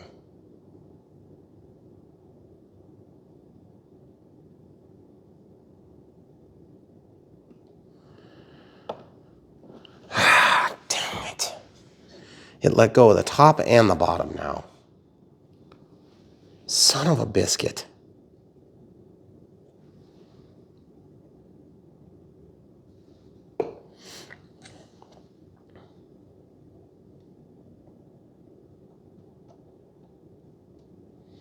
Boy, that's gonna look like crap now. Gosh dang it.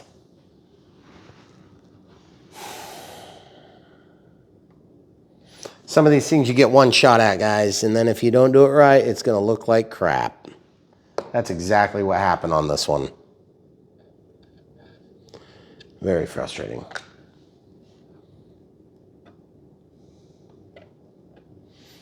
And I think I got it in not the perfect spot there because I feel like I'm bending it a lot more on this side than I was on the other side. Which is part of the reason why it's not wanting to stay.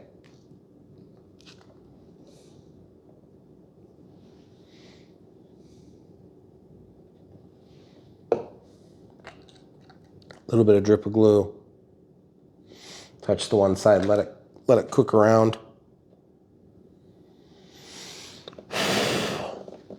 Now, if this was concerning you that it was gonna let go because it's bent sharper than it should be, you could take a lighter and you could heat it like this and then just kiss the side of it and it would relax the plastic so that it's not creating a tension point up against that. And I may have to do that because that has got a lot of tension on it right there. But you may also relax it and it'll curl.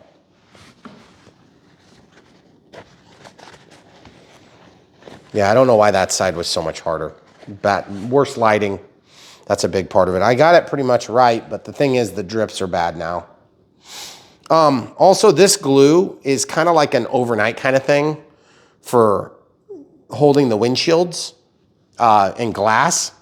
And so it's a little bit tempting to just plan to leave them on. But our next move in this video is probably going to consider, it's going to be, oops, I knocked my handles off, hon. Oh. Where'd the other one go? It's right in front of your belly on the counter right on the edge. See it? Yep, I do now. So those things, do we have any photographic evidence of where they go? I'm not seeing any. Yes, we printed this one because you could see it on the computer, but you can't see it. You can't see it in the printer. Okay, we're gonna go figure that out and come right back. All right, so we found some video footage to supplement the pictures that we found. And these are actually right behind the door, but these are actually sliders. They slide open and they have a minigun mount on many of these models. But on ours, I don't think that's the way they would configure it. So like these probably wouldn't even exist on this style. But that being said, this is kind of a mix. They do actually put the Hellcats in there. I believe those are Hellcats. Okay, so these are gonna go back here and they come in about where this mounts. So I'm just gonna stick them down here because there's this decorative detail there. It's like vent. And then on some of the helicopters, they have, it looks like a step, probably to get up and do maintenance on the engines in foreign territories where they're not at a base, or I don't know. I guess I'm not sure exactly what they use them for, but they probably use them for a bunch of stuff. I thought maybe these things were used to drag the helicopter's tail around, like if they're having to pull it around the deck of a ship or something. Okay, so this is going to get mounted roughly here, right? Mm-hmm. Somewhere about like that. Okay, I don't know exactly where that's going to hit, so we got a little bit of kicker. And I did rub that on the bottom of the countertop again, because we got that nice friction area. I'm going to just go here. So that's going to work pretty good and pretty quick. Okay. Then I should be able to emulate that on the other side. I mean, it looks really cool because you do see that detail on a lot of Blackhawks. Not all of them, but a lot of aircraft are configured different. So don't get too bent out of shape. And that's the other thing is I don't even know what the variant of this Blackhawk actually is, if it's a UH-60 or if it's a MH-60, because technically I think it would be an MH-60. So I'm not really sure though. I know that the manufacturer calls it a UH-60, which is fine. I just like to be accurate with stuff like that if I can be.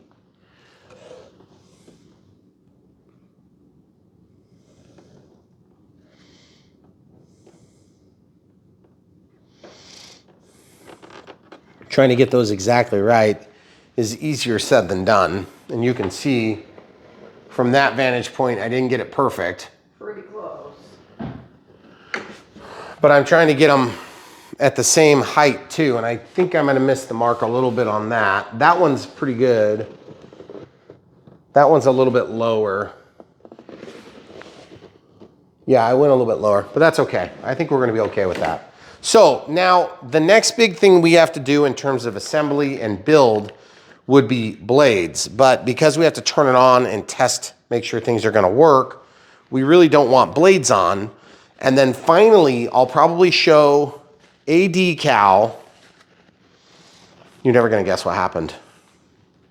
Oh, I'm sure your tip isn't clogged. It is clogged.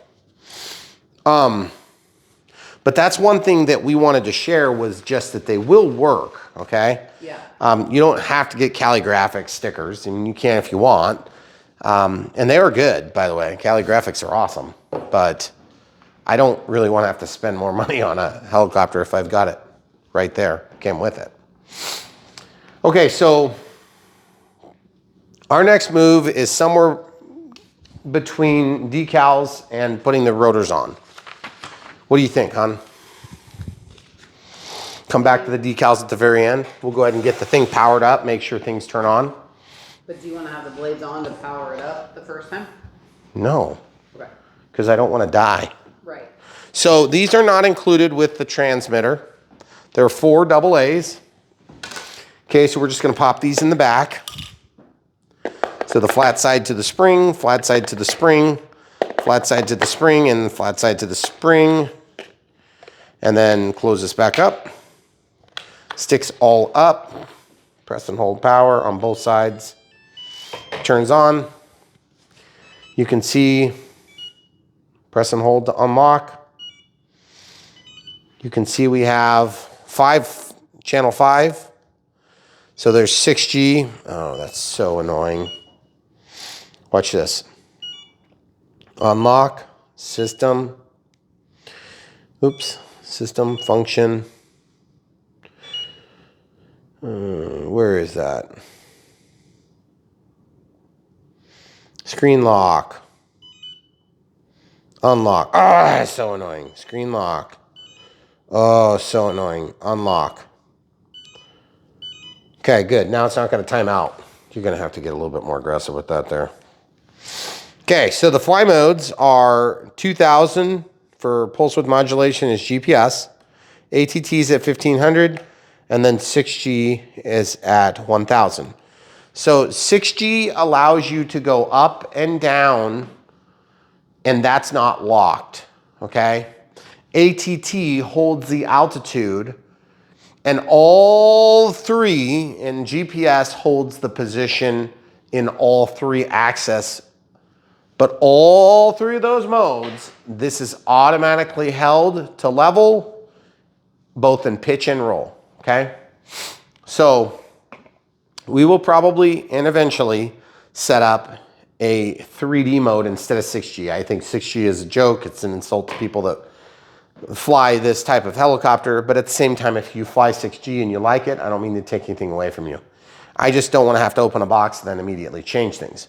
We had to do that on the Cobra. And so if you want to know how to do it, you should be able to do it exactly the same way, but there may be some slight different tweaks and things because they might fly a little bit different. It is a different helicopter. The other thing too is keep in mind, my tail rotor might need to be replaced because that stupid thing that was broke off, okay? I honestly don't think it's going to need to be, but if it does, then I'll probably cut off the opposite side and just go with it, you know, until we get a replacement, okay? But for now, let's see how to load the battery. We do have 2 batteries charged, by the way. This battery is at 4.199, 4.199. Here, show the people the balance. This is the brand new one. Okay, so I just went to this screen so I could see all the stuff is balanced. And we put 2366 milliamp hours from storage level voltage when we got this one. This one, I labeled it the UH-60 Blackhawk, okay? Now, earlier I started doing this, and then I stopped, but I'm gonna go ahead and finish it now that I've got a flat blade screwdriver handy. Those things pop off, then they come off. I hate those things. I'm gonna keep it though forever because it'll annoy my wife. You're welcome. All right, so this battery has to get loaded somehow. Now that we have that mounted, I'm curious how hard it would be. Yeah, see, I'm afraid I'm gonna rip that off. Yeah. So we're probably still gonna have to do it the same way. Up and out, okay. Drop this back down. See, and this is another one of those times when it'd be really handy to have a manual because this is gonna be a bear cat to load this battery. And I'm hoping that it's like there's some trick to it. But it doesn't look like there's probably gonna be a trick. It looks like it's probably just gonna suck. And they've got Velcro in there. But like, I do not wanna have to load a battery this way. And then where's the plug? Here's the plug. Which, by the way, notice that giant gear there? Make sure your battery doesn't hook to that, okay? So, transmitter's on. Sticks have to be neutral. Stop all the way to the top. I'm just wondering if you're gonna have to plug this in first. Kind of looks like it. Because like, how the heck are you gonna get that out? We're gonna have to do an extension cord on this or something. This is ridiculous.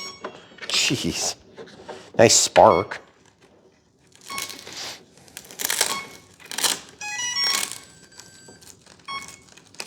Oh, good, the light turned on finally.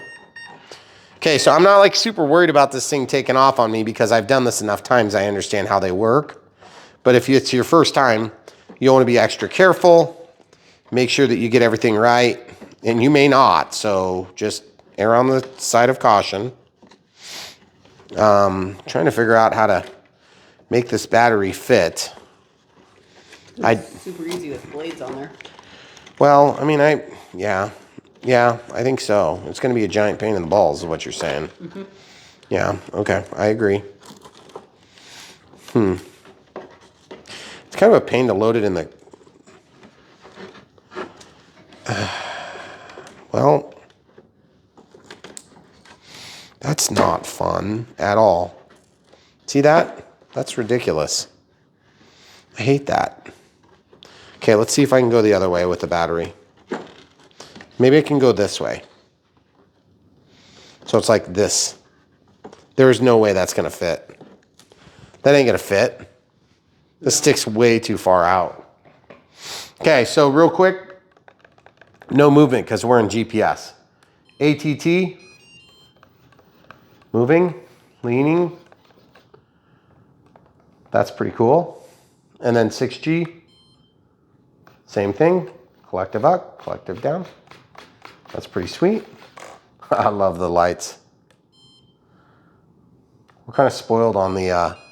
Oh, by the way, that green means we could have armed, but we're not going to arm, obviously, because that'd be stupid to arm it right now.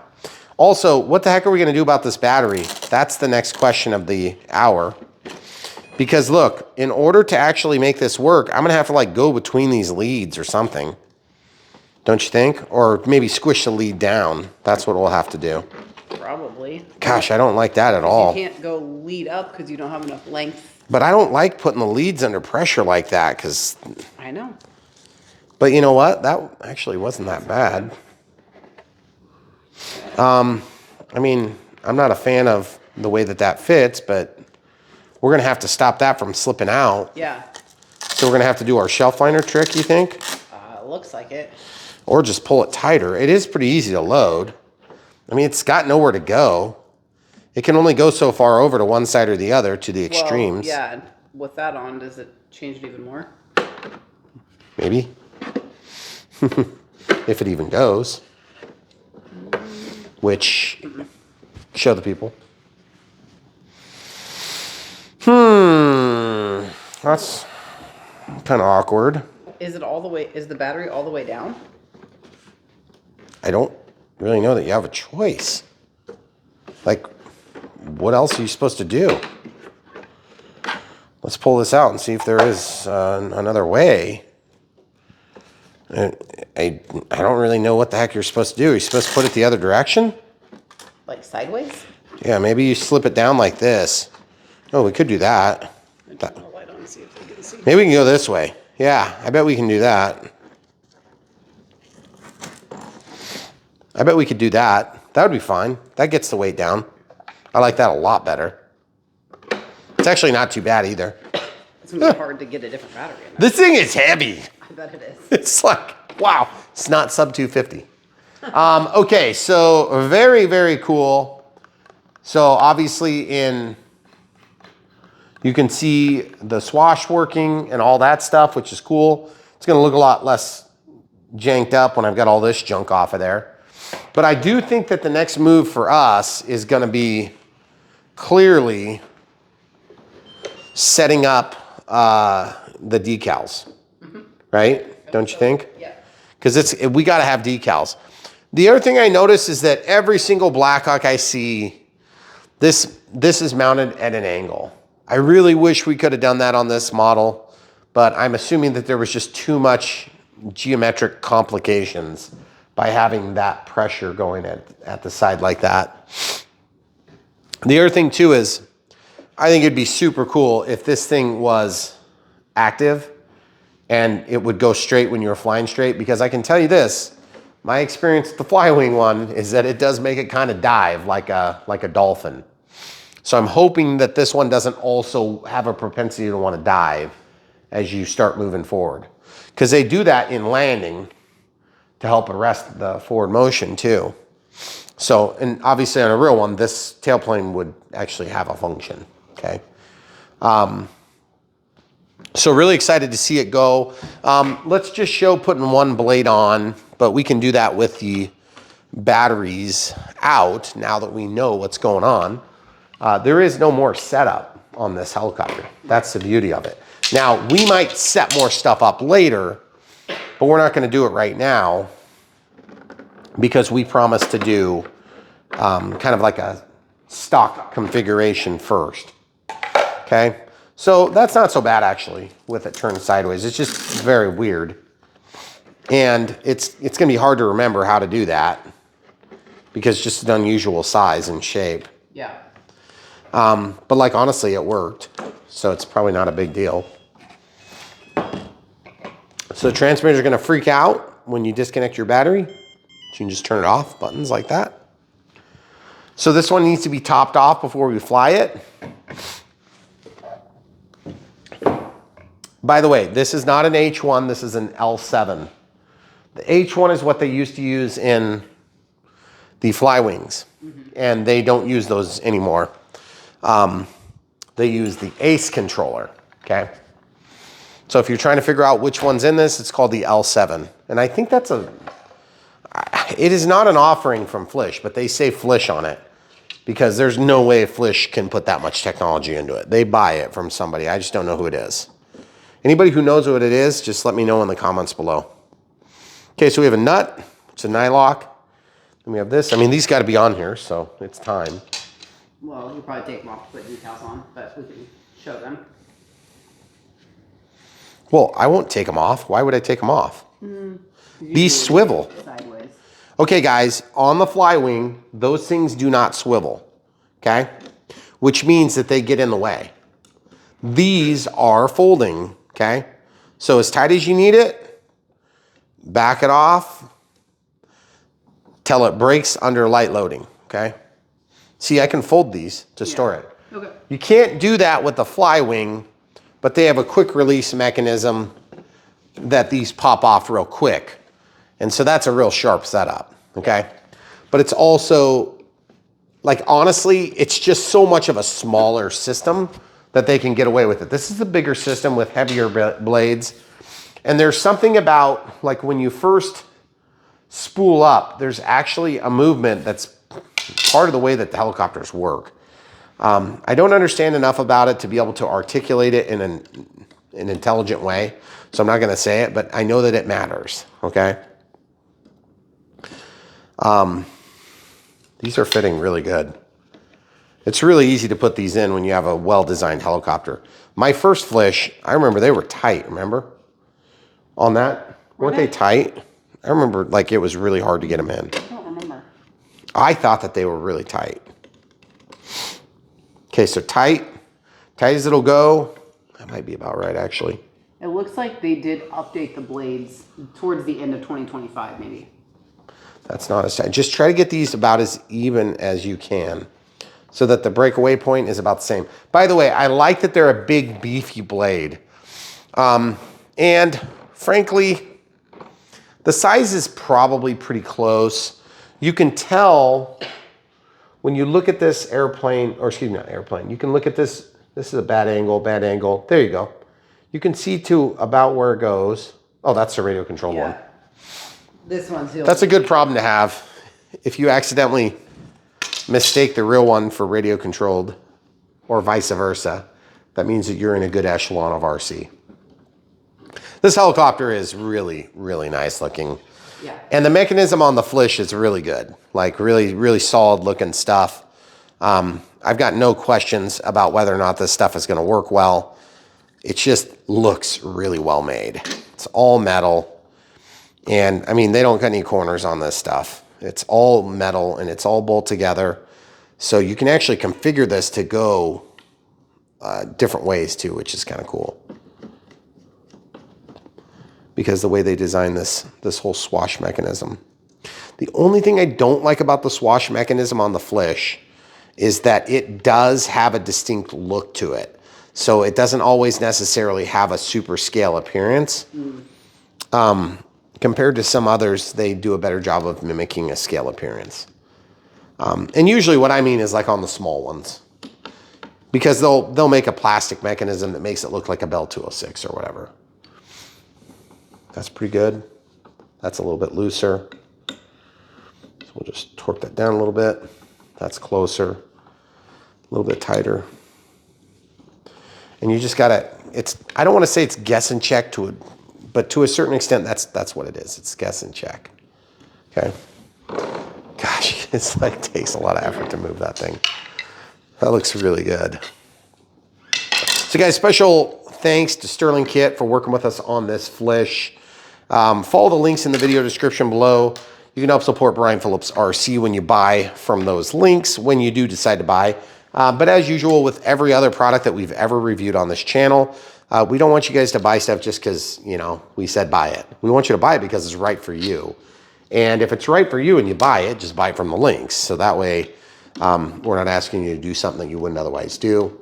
But if we help close the deal for you and answered some questions, maybe brought you a little bit of value or joy from watching this video, smash the like button, click the bell when you do subscribe so you can get notified of new content on the channel. And then obviously, if you want to support us on a routine basis, you can join the channel and support us in that way, or you can use Patreon for monthly support as well. And I think we're going to end up this video by basically, first of all, it looks fantastic. I am just really happy with the way that looks. It is a little bit weird that you can put that on so easy without it actually being in place. Not sure how that's going to flesh itself out, but man, oh man, that looks good. That is gonna be loud. Yeah, it is. Oh man, it's gonna make that noise like a Huey. But then we've got this. By the way, one of my biggest issues with the Huey V4 and all the Vs from Flywing is that they have an anti-torsion or anti-movement that's a 3D printed detail. And it's kind of like interesting looking because it looks scale. But in real life, that's like a cylinder that moves in and out. So they are locked out and they need to be able to move. on that Huey. So this looks really, really good, really good. Obviously this would be bigger in real life and it would be at an angle, but I can get past that. And to be honest with you, if a guy really wanted to make it go at an angle, you could make it go at an angle. Just you're gonna have a lot of flight control issues because every time you give yaw, it's gonna wanna skew the flight. But that is so sick. Okay, so the next move is now decals. Decals on this are wet decals. Do we know where any of them go for sure? Yes. This picture and that picture both. Okay, so these are real pictures. Don't need that, but it is a real picture. This is the wrong livery. This actually is the right livery. This is useless and this is useless, so we can just stack that back down. Guys, I don't know if you ever known that about the way we do this. We always kind of run the same system when we get a new model, and we've done it so many times that we have a pretty good system down, we think, on how to keep everything straight. And so I keep all this crap for all the hundreds and hundreds of models that we have, just in case I need to go look it up. And every once in a blue moon, we have to look it up. And so I immediately get online and download it by following the links in the video description below, exactly like you would if you were gonna buy it. And then instead, I find the thing that I needed to find. So if you guys want to learn how to do RC, we will help you do it on Brian Phillips RC. We're always gonna do that as long as you guys keep coming back. So we appreciate you being here. There are easier hobbies in the world. There's definitely cheaper hobbies in the world, but we're gonna try to make this one attainable for you. And hopefully we've done that a little bit today. Okay, so that says Navy, ours say Army. Okay, so this is obviously Army, I guess. I do not understand what my USAF is supposed to be. US Air Force? US Armed Forces? No, USAF is Air Force. Yeah, but why is it Army and Air Force? Like, that doesn't even make sense. Like, I think we want the Army one for sure. So I'd rather skip the my USAF if we don't know what it is. Mm-hmm. Well, and I like the way that looks, but you have to remember that's going to get blocked by the door too. So I'm just trying to get in a position where we could actually put the decal on. There's not a lot of decals on this helicopter. You want a... The intake is going to go here, right? Yeah, and then scissors. We usually cut these out. Yeah, we use a plate with warm water. A little plate or... Probably a big plate. And you can use X-Acto knives if you need to kind of manipulate the position. But it'd be nice if, do you think that my USAF is right? No. That just doesn't even make sense. Why would you have an Air Force sticker on an Army helicopter? But is that really what it means though? I don't know. Let's not start with that one because I can go look it up. Okay. Well, then they've got a star on the front, which, okay, so it looks like Navy would be over here on the back. So we'll do these ones first. This one says Army, so we'll just cut this out. So obviously you just take scissors and just cut it out. It's a pretty simple process. Okay, and then this is gonna ultimately go here on the bottom portion. Okay, and I've got my knife ready. These can be just folded out of the way for the moment. And that'll help make it easier to put the decals on. Now, what I like to do is I always wash my hands in case I've got glue and schmutz or oil. And it's a really easy process with these decals, but then I get the water really hot because it seems to release the adhesive a little bit quicker and easier. And I'll probably have these decals done in like 10 minutes. They're very quick and easy. When I say 10 minutes, I mean my 10 minutes. So an hour and a half. Whatever, won't be that long. Okay, so I'll just run this into the plate. And then I'll reuse the same plate for like all of them basically. So I just stick this underwater and I'll just let that soak for a few minutes. And don't worry, that pink is a temporary thing. It just helps hold all the letters together until it's all set up. And I'll let that release. That might be a little light on water, but it's fine. for the first one. And then right above Navy, it's got the, or excuse me, above Army and ours, they've got one of these stars and bars markers.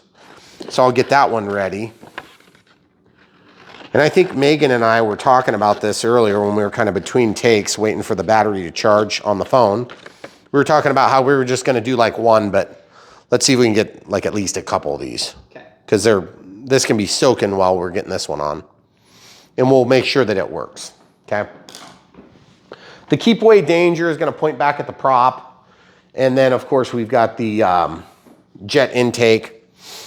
And we'll give you guys a shot of it when it's all done so you can see what it looks like. Obviously, we're going to have an unbox build radio setup. This is the unbox build radio setup portion of this. We're going to have the maiden flights are probably going to lead this off, or it's going to be a separate video. Is this going to be a separate video because it's so long? Okay. And by the way, if you guys are brand new to Brian Phillips RC and you think this is ludicrously long, then we can tell you're brand new to Brian Phillips RC because this is pretty standard operating procedure for us. It's pretty long. It is going to be long? Okay. Sorry, guys. I had somebody complain about how long a video was the other day, and I was like, if it's a problem, just don't watch it. Like, I don't care. It's not that big a deal. Or watch the part you need. I understand. I don't have time to watch videos this long, but maybe you do. Or maybe you got nothing else going on, or you're bored. That's fine. We're happy to spend some time with you. Okay, so that's releasing, but it still feels kind of like firm. I don't want it to be difficult to get off of there. Usually, if it starts to kind of release, then you waited too long because it'll be hard to control. Okay, so I will take this thing over, and I want this down low, like this, okay? And since I've got it, I can just like stick that on there. I think I need to pull down just a little bit. There we go. Like that. Mm-hmm. And then I'll actually hang on to these for a little bit.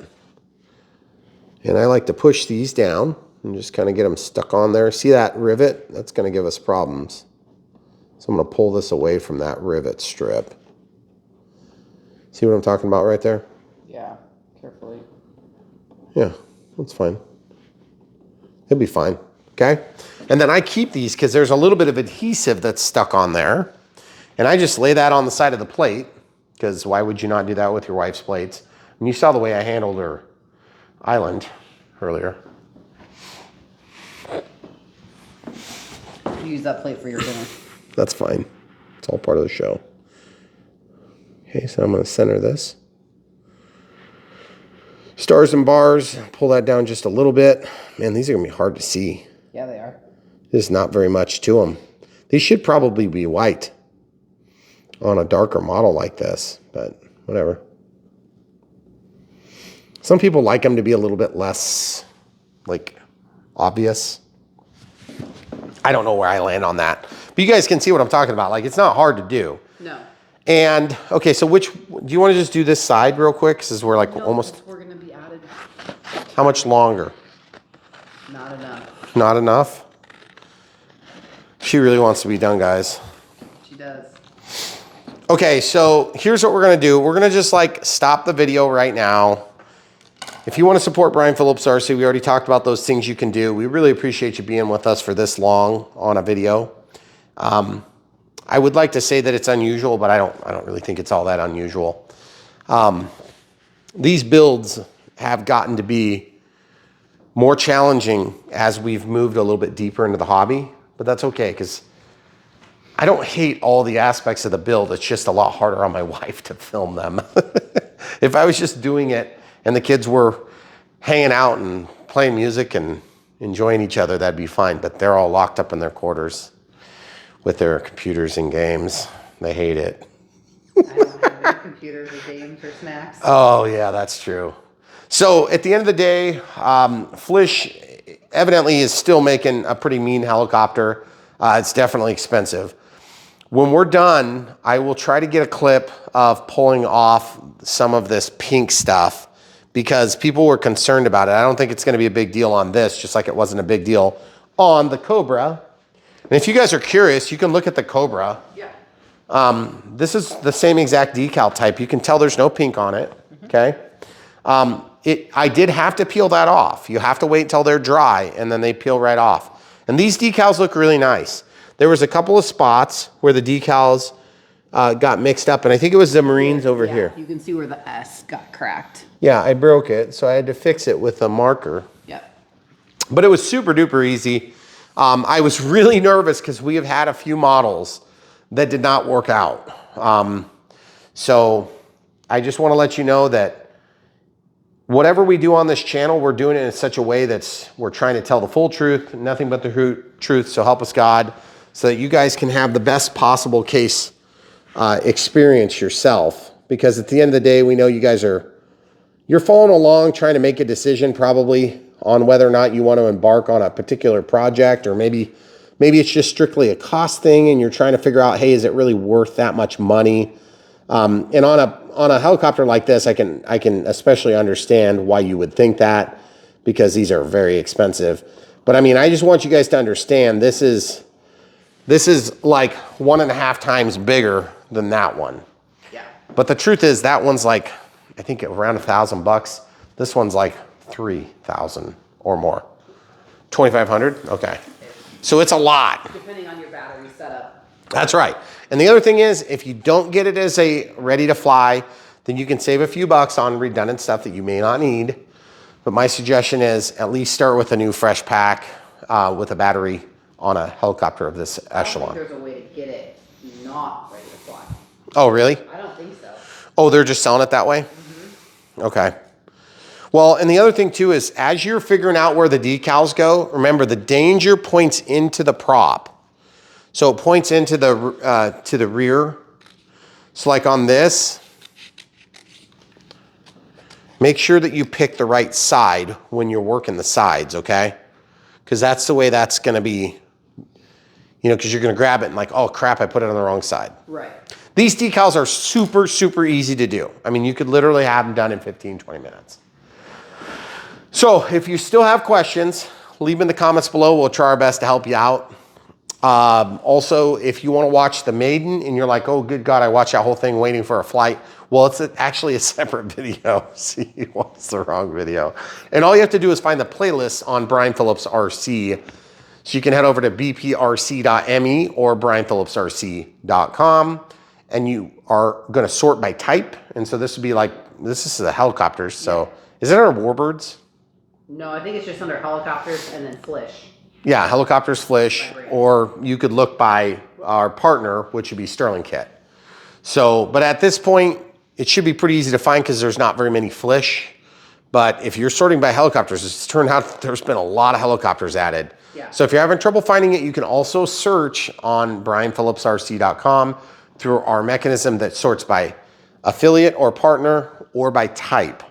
But you can also use the search for playlists on YouTube. It's just that they are not real good at finding playlists. We have trouble finding stuff and we made the content. Yeah. So we would not be surprised if you had trouble finding content as well, because we know what we're looking for exactly and we sometimes struggle to find it. Your best way to do it would be search Brian Phillips RC Flish, and then you should get. Mm-hmm. Yeah. If you want to see how we did the Cobra or whatever. And you can search just our channel too. Mm-hmm. So you click on my face and then you can search the playlists and videos, and it'll show you like the most recent stuff and then recommendations for you and stuff like that. But you want to go to videos. Don't go to videos, go to playlists, and you'll find the playlist that will have all the rest of the videos for this. So like for that, we'd have the maiden flight, the unbox, and then the unlocking the true potential. Yes. Okay, so if you're trying to figure out how to do the L7 mods, you should be able to watch this and copy along. It's gonna be super similar, except there's a different spot for the plug. Okay, that's all we got for you. I'm gonna get these decals done and we'll give you guys a quick shot when it's all finished up, probably on the maiden, but I will try to get a copy, just a little bit of me taking that pink stuff off for you this time. Thanks for watching, guys. Some time passed. So we have to pull off the covers and the stickers on these decals and all this tape because this helicopter looks sweet. But one of the big questions that people have is that stupid pink crap gonna come off? And the answer is yes, okay? So we'll show you how that works right now. Let's just start with this one right here. No, that's my test one I did. Oh, you already did? Okay. So we'll do this one next. Okay, so all you gotta do is catch an edge. And if you can't catch an edge with your fingernail, it should just come right off. See? And then you can wipe that with a little bit of warm water and it'll take all that little bit of adhesive off. So this one was evidently, the camera crew did that as a test. So I just take an edge. You see that edge coming up? Mm-hmm. Just you got to be careful you don't catch the letter or the number or the shape, okay? So that's how easy it is, guys. Oop. Yep. So just like that, this pink stuff. It's like backing, but it's kind of weird because when you squish it together with some pressure, it's kind of almost like a booger of glue. Yep. So then we just work through. Camera crew's blocking my light. Thank you. That does. Okay. And I'm just going to tell you right now, my suggestion, and this is usually the way I do it. You don't have to do it this way, but it makes it a lot easier if you have an X-Acto knife. You can create a little bit more abrasion and you can control where the abrasion is better. And so if you're careful the way you do it, it's actually super duper easy. And there's a lot more adhesive on these ones, I think, than were on the Cobra one. Because it's coming off super easy. And like all that film, that'll come off with some warm water. And we'll probably have to show that too after a minute too. So we'll show it. But I know some of you guys are wondering about that ugly stuff because we have had airplanes that we've done this and it has not worked. Like it's worked terribly, in fact. Mm-hmm. In fact, it's an F-16, right? Yep. Or was it an F-18? We also had an F-18, I think. I think it was the F-16 that we had all the pink on it, so. So you can see the adhesive there, but that stuff will wipe off. And then this is just tape. So it should be pretty easy to peel that off. And as you can see, it just all comes right off. And we wanted to make a clip to just prove to you guys that this would work. Because when we give you advice about how to do your models, we want you to understand that there's going to be at least a certain kind of like a base level of quality and expectation that should go with following along our guidance. And we won't lead you astray on purpose. There are times where there's opinions involved, and my opinion might be a little different than yours or whatever, but we do really take this stuff seriously, and we have high expectations of what we want this stuff to look like when it's done. And we don't cut a lot of corners, and for that reason, we get good outcomes. By the way, if you want one of these cups, you can order these from the links in the video description below. Mm-hmm. I actually really like this cup. It's a cool cup. There's actually a bigger size also if you need more coffee. Yes, or whatever it is you drink. Mm-hmm. Okay, careful, I've got a knife. Okay. So we'll just keep going around. We'll probably come back after we get the rest of these off and show you what it looks like. I caught myself sponging without sharing it on the internet. So we peeled off these and we just kind of go over it real briefly, just wrung out with warm water. Also, look how sweet this looks now that we have the doors. Oh yeah, door opens. Oh yes, looks so good. We pulled off the protective part on the inside of that. It looks so good now. Pretty cool. And then also you can tell, like even where we got a little bit of glue, it just shows through perfect. This one I wiped and it looks perfect. And then right here, you can see there's residue. Oh shoot, I missed this one. Oh yeah. I just totally didn't do it. So I'll peel off the pink. Just like that. And then just to show you, sometimes the pink will stick to your fingers pretty bad, but you don't even have to really rub it hardly at all. And it just comes right off. And there's a drip right here. See that drip? Yep. Just wipe that, wipe that. It will literally come off in seconds. And if it doesn't, then you may have to warm this, warm water, soak it, and then like if you have an edge of a letter pop up, look how much perfecter that looks. Yeah, it looks nice. more perfecter. Definitely more perfecter. I think it looks pretty dang perfect. It does. I love the way it looks. I was afraid I would prefer to see a little bit lower contrast markings on airplanes and helicopters. And so I felt like this black looked really good. So if you guys ever get a Flish, you can see, you start with this pink and it just comes right off. And you can see like this one. If you're concerned or you're having trouble with it, peel it and then wipe with the grain, like however you laid it on, and it's done. See, it's like a 3-second thing. Yeah. But by the way, not all decals work this way. We have been burned, but we wanted to share this clip because we knew that some of you were concerned, especially on this, multi-$1,000 helicopter, that you're gonna get started and it's gonna look bad when it's done. And the truth is, it's not gonna look bad. It's gonna look very good. It's gonna take very limited I had all these decals on in like 20 minutes. Yeah. And I think we filmed about maybe a third of it. We almost didn't put the decals on the Cobra because we were so nervous about it. Mm-hmm. And it was totally fine. It was really bad. We were concerned. Yeah. But the thing is, I know some of you are like, well, I'm just gonna defer to Cali Graphics. And there's nothing wrong with that either. I think these decals are a little bit hokey compared to what they could be. Sure. So if you defer to Cali Graphics for this, there's nothing wrong with that either. You don't want that open? No. Okay. See, it doesn't have to be hot. It just seems to break down the adhesive a little quicker if it's warm, okay? But you can see it's just really, really looks good now. I mean, it looks like a model. And when I say a model, I mean, it looks like a model I would have built as a kid out of plastic. And this thing will really fly and really do stuff. And that's one of the big advantages, frankly, of helicopters over airplanes, because right now, to get an airplane that's of this finish, you're talking about a balsa wood or probably more or less a composite airplane. And the type of airplanes that would have this type of finish are gonna be composite, and they're gonna be very expensive and very, very complicated and a lot more work to build than what we're used to doing on this channel, which is basically, like foamies. That one looked really bad under there, but just watch how quick this goes. Just a moist sponge. Oh, I knocked off my first little chunk. Oh no, I must have got that on the pink. Look how much better that, it just takes just a second and it's done.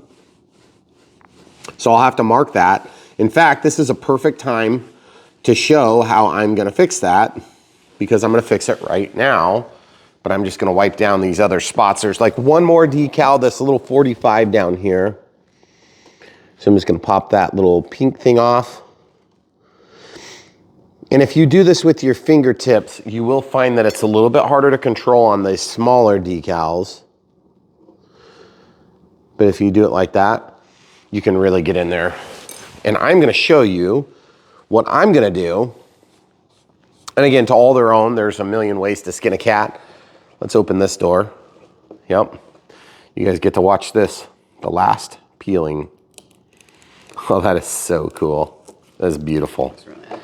And then the doors do latch and they do stay shut, which is awesome. Okay, so I'm just gonna use a Sharpie, and this will be good enough for this step. I'm just gonna use I'm gonna use that point, the chisel tip. I'm just gonna mark it, mark it, mark it, mark it. Done. That's good enough for me. Good. So, if you get one of these Flish helicopters and you have good experience with it, and then you're just like scared to death to put those decals on, first of all, don't be scared to death. They do work really nice. And boy, oh boy, this thing, it looks better in person than it does online, I can tell you that. Yeah. And also, the other thing is, one of the concerns I had was the blade length, okay? Because this is a little bit compressed in my opinion. It's also not seen much when it's running. This is also, in the real ones would be bigger, and this would be bigger as well. So if there was an area that we can improve on this model, it would be to have a bigger blade size instead of 500s, maybe like a 520 or 30, maybe a 530, 540, something like that, whatever gets the reach out there. But having these big beefy blades, you got so much lift on this thing, it's gonna be way overpowered. But you could run an even lower head speed with a longer blade, and I almost want a weaker blade so that it does the flex like it would on real life. These things are gonna be extremely stout. Like, look, that thing is so strong. It's not even gonna flex at all. So, cannot wait to get this thing in the air. We hope we answered all your questions about this Flish model. If you guys want to leave comments down below about your concerns, questions, and maybe apprehensions before you would get something like this, let us know. This is a nice community. You can have an opinion that's different than mine, and that's no problem. But I will tell you this, I really like the way these Flish helicopters go together. That was a lot of work. It was a lot of detail work, but at the end of the day, you know it's gonna look really good when it's done. So super excited. Can't wait to see it fly. It's gonna be amazing. So thanks for enduring such a long video. We really appreciate you here on Brian Phillips RC. If you want to support us, remember, best way to do it is watch the videos, smash the like button, click the bell for notifications when you do subscribe, or buy stuff from the links when you like it. If you don't like it, if it's out of your budget, if it's just a wish list item that you're never going to get, that's fine. We get it. There's a lot of that stuff in the world. But if you are serious about buying one of these and you want to help pay back a little bit of the effort that we put in these videos, all you have to do is buy those from the links. It costs you no extra. It just basically gets commissions to us from the manufacturers and brand partnerships that we have. But we're still going to keep telling the truth, even if it's not always a glowing review of every detail. But at the end of the day, we do want these companies to succeed. We want them to win. And you guys know, I mounted my wings with hardware. I modified this plan because I want to be able to take these off. And yes, I can take them off. It's not toolless, and it's going to take a little bit of effort, but I could go back to a more conventional looking Blackhawk, and I think that is totally worth the extra effort. So would I prefer to have magnetically attached or something that's a little bit more secure and something I don't have to do, like maybe a thumb nut that's inside? Yeah, that'd be awesome. But I also appreciate that having them glued on in the right environment would be fine. So case in point, full truth, nothing but the truth. So help us God. We're going to show you all the steps it really takes to do these projects, because nobody else online is showing you start to finish. They're showing you highlights, and they're avoiding all the negativity that comes with it, because there is quite a bit, of difficulty that goes into these builds. Not all of it is perceived as negativity, by the way. It just happens to be for us. So beautiful helicopter. Good job, Flish. Can't wait to see it fly. I hope it flies good. I am a little bit nervous too about this tail, by the way. That is so steep. I think it's going to tend to want to put this into a pitch down moment. And of course, we're going to fly forward like that. But then when we go into stop, I think it's going to be okay. I just think it's going to make the flight controller work a little harder than it would have to otherwise. If that were allowed to maybe idle out a little bit or something, I'm just not sure how you deal with it. So there's a lot of helicopters that have big tailplanes like this, but the Blackhawk has a huge one. So really cool. All right, guys, leave your comments down below. Can't wait to get this thing in the air. And if you guys are looking for the flight video and you're just wrapping up this multi-hour long video experience, we apologize that you're watching the wrong video. This is the Unbox build radio setup, and the flights, the maiden flights are a different video. And if we did modifications to this, they will also be a separate video. And if you want to know how to get the L7 set up to allow this to unlock the full potential, the 3D potential of these models, because they are designed with just GPS, ATT, and 6G out of the box, okay? Meaning this always is auto leveled, okay? Watch the L7 unlock, what do we call it? Like unlocking the full potential of the L7 on the Cobra 500. We already have that video produced right now. You can watch it. There's a little bit of waffling, but we do an overview at the very beginning of what you have to do, and then we show how we arrive there. So it should be a lot cleaner and simpler on this when we do it. All right, that's all we got for you. Flish, awesome heli. Can't wait to see it. Thanks for watching, guys. Come back for more.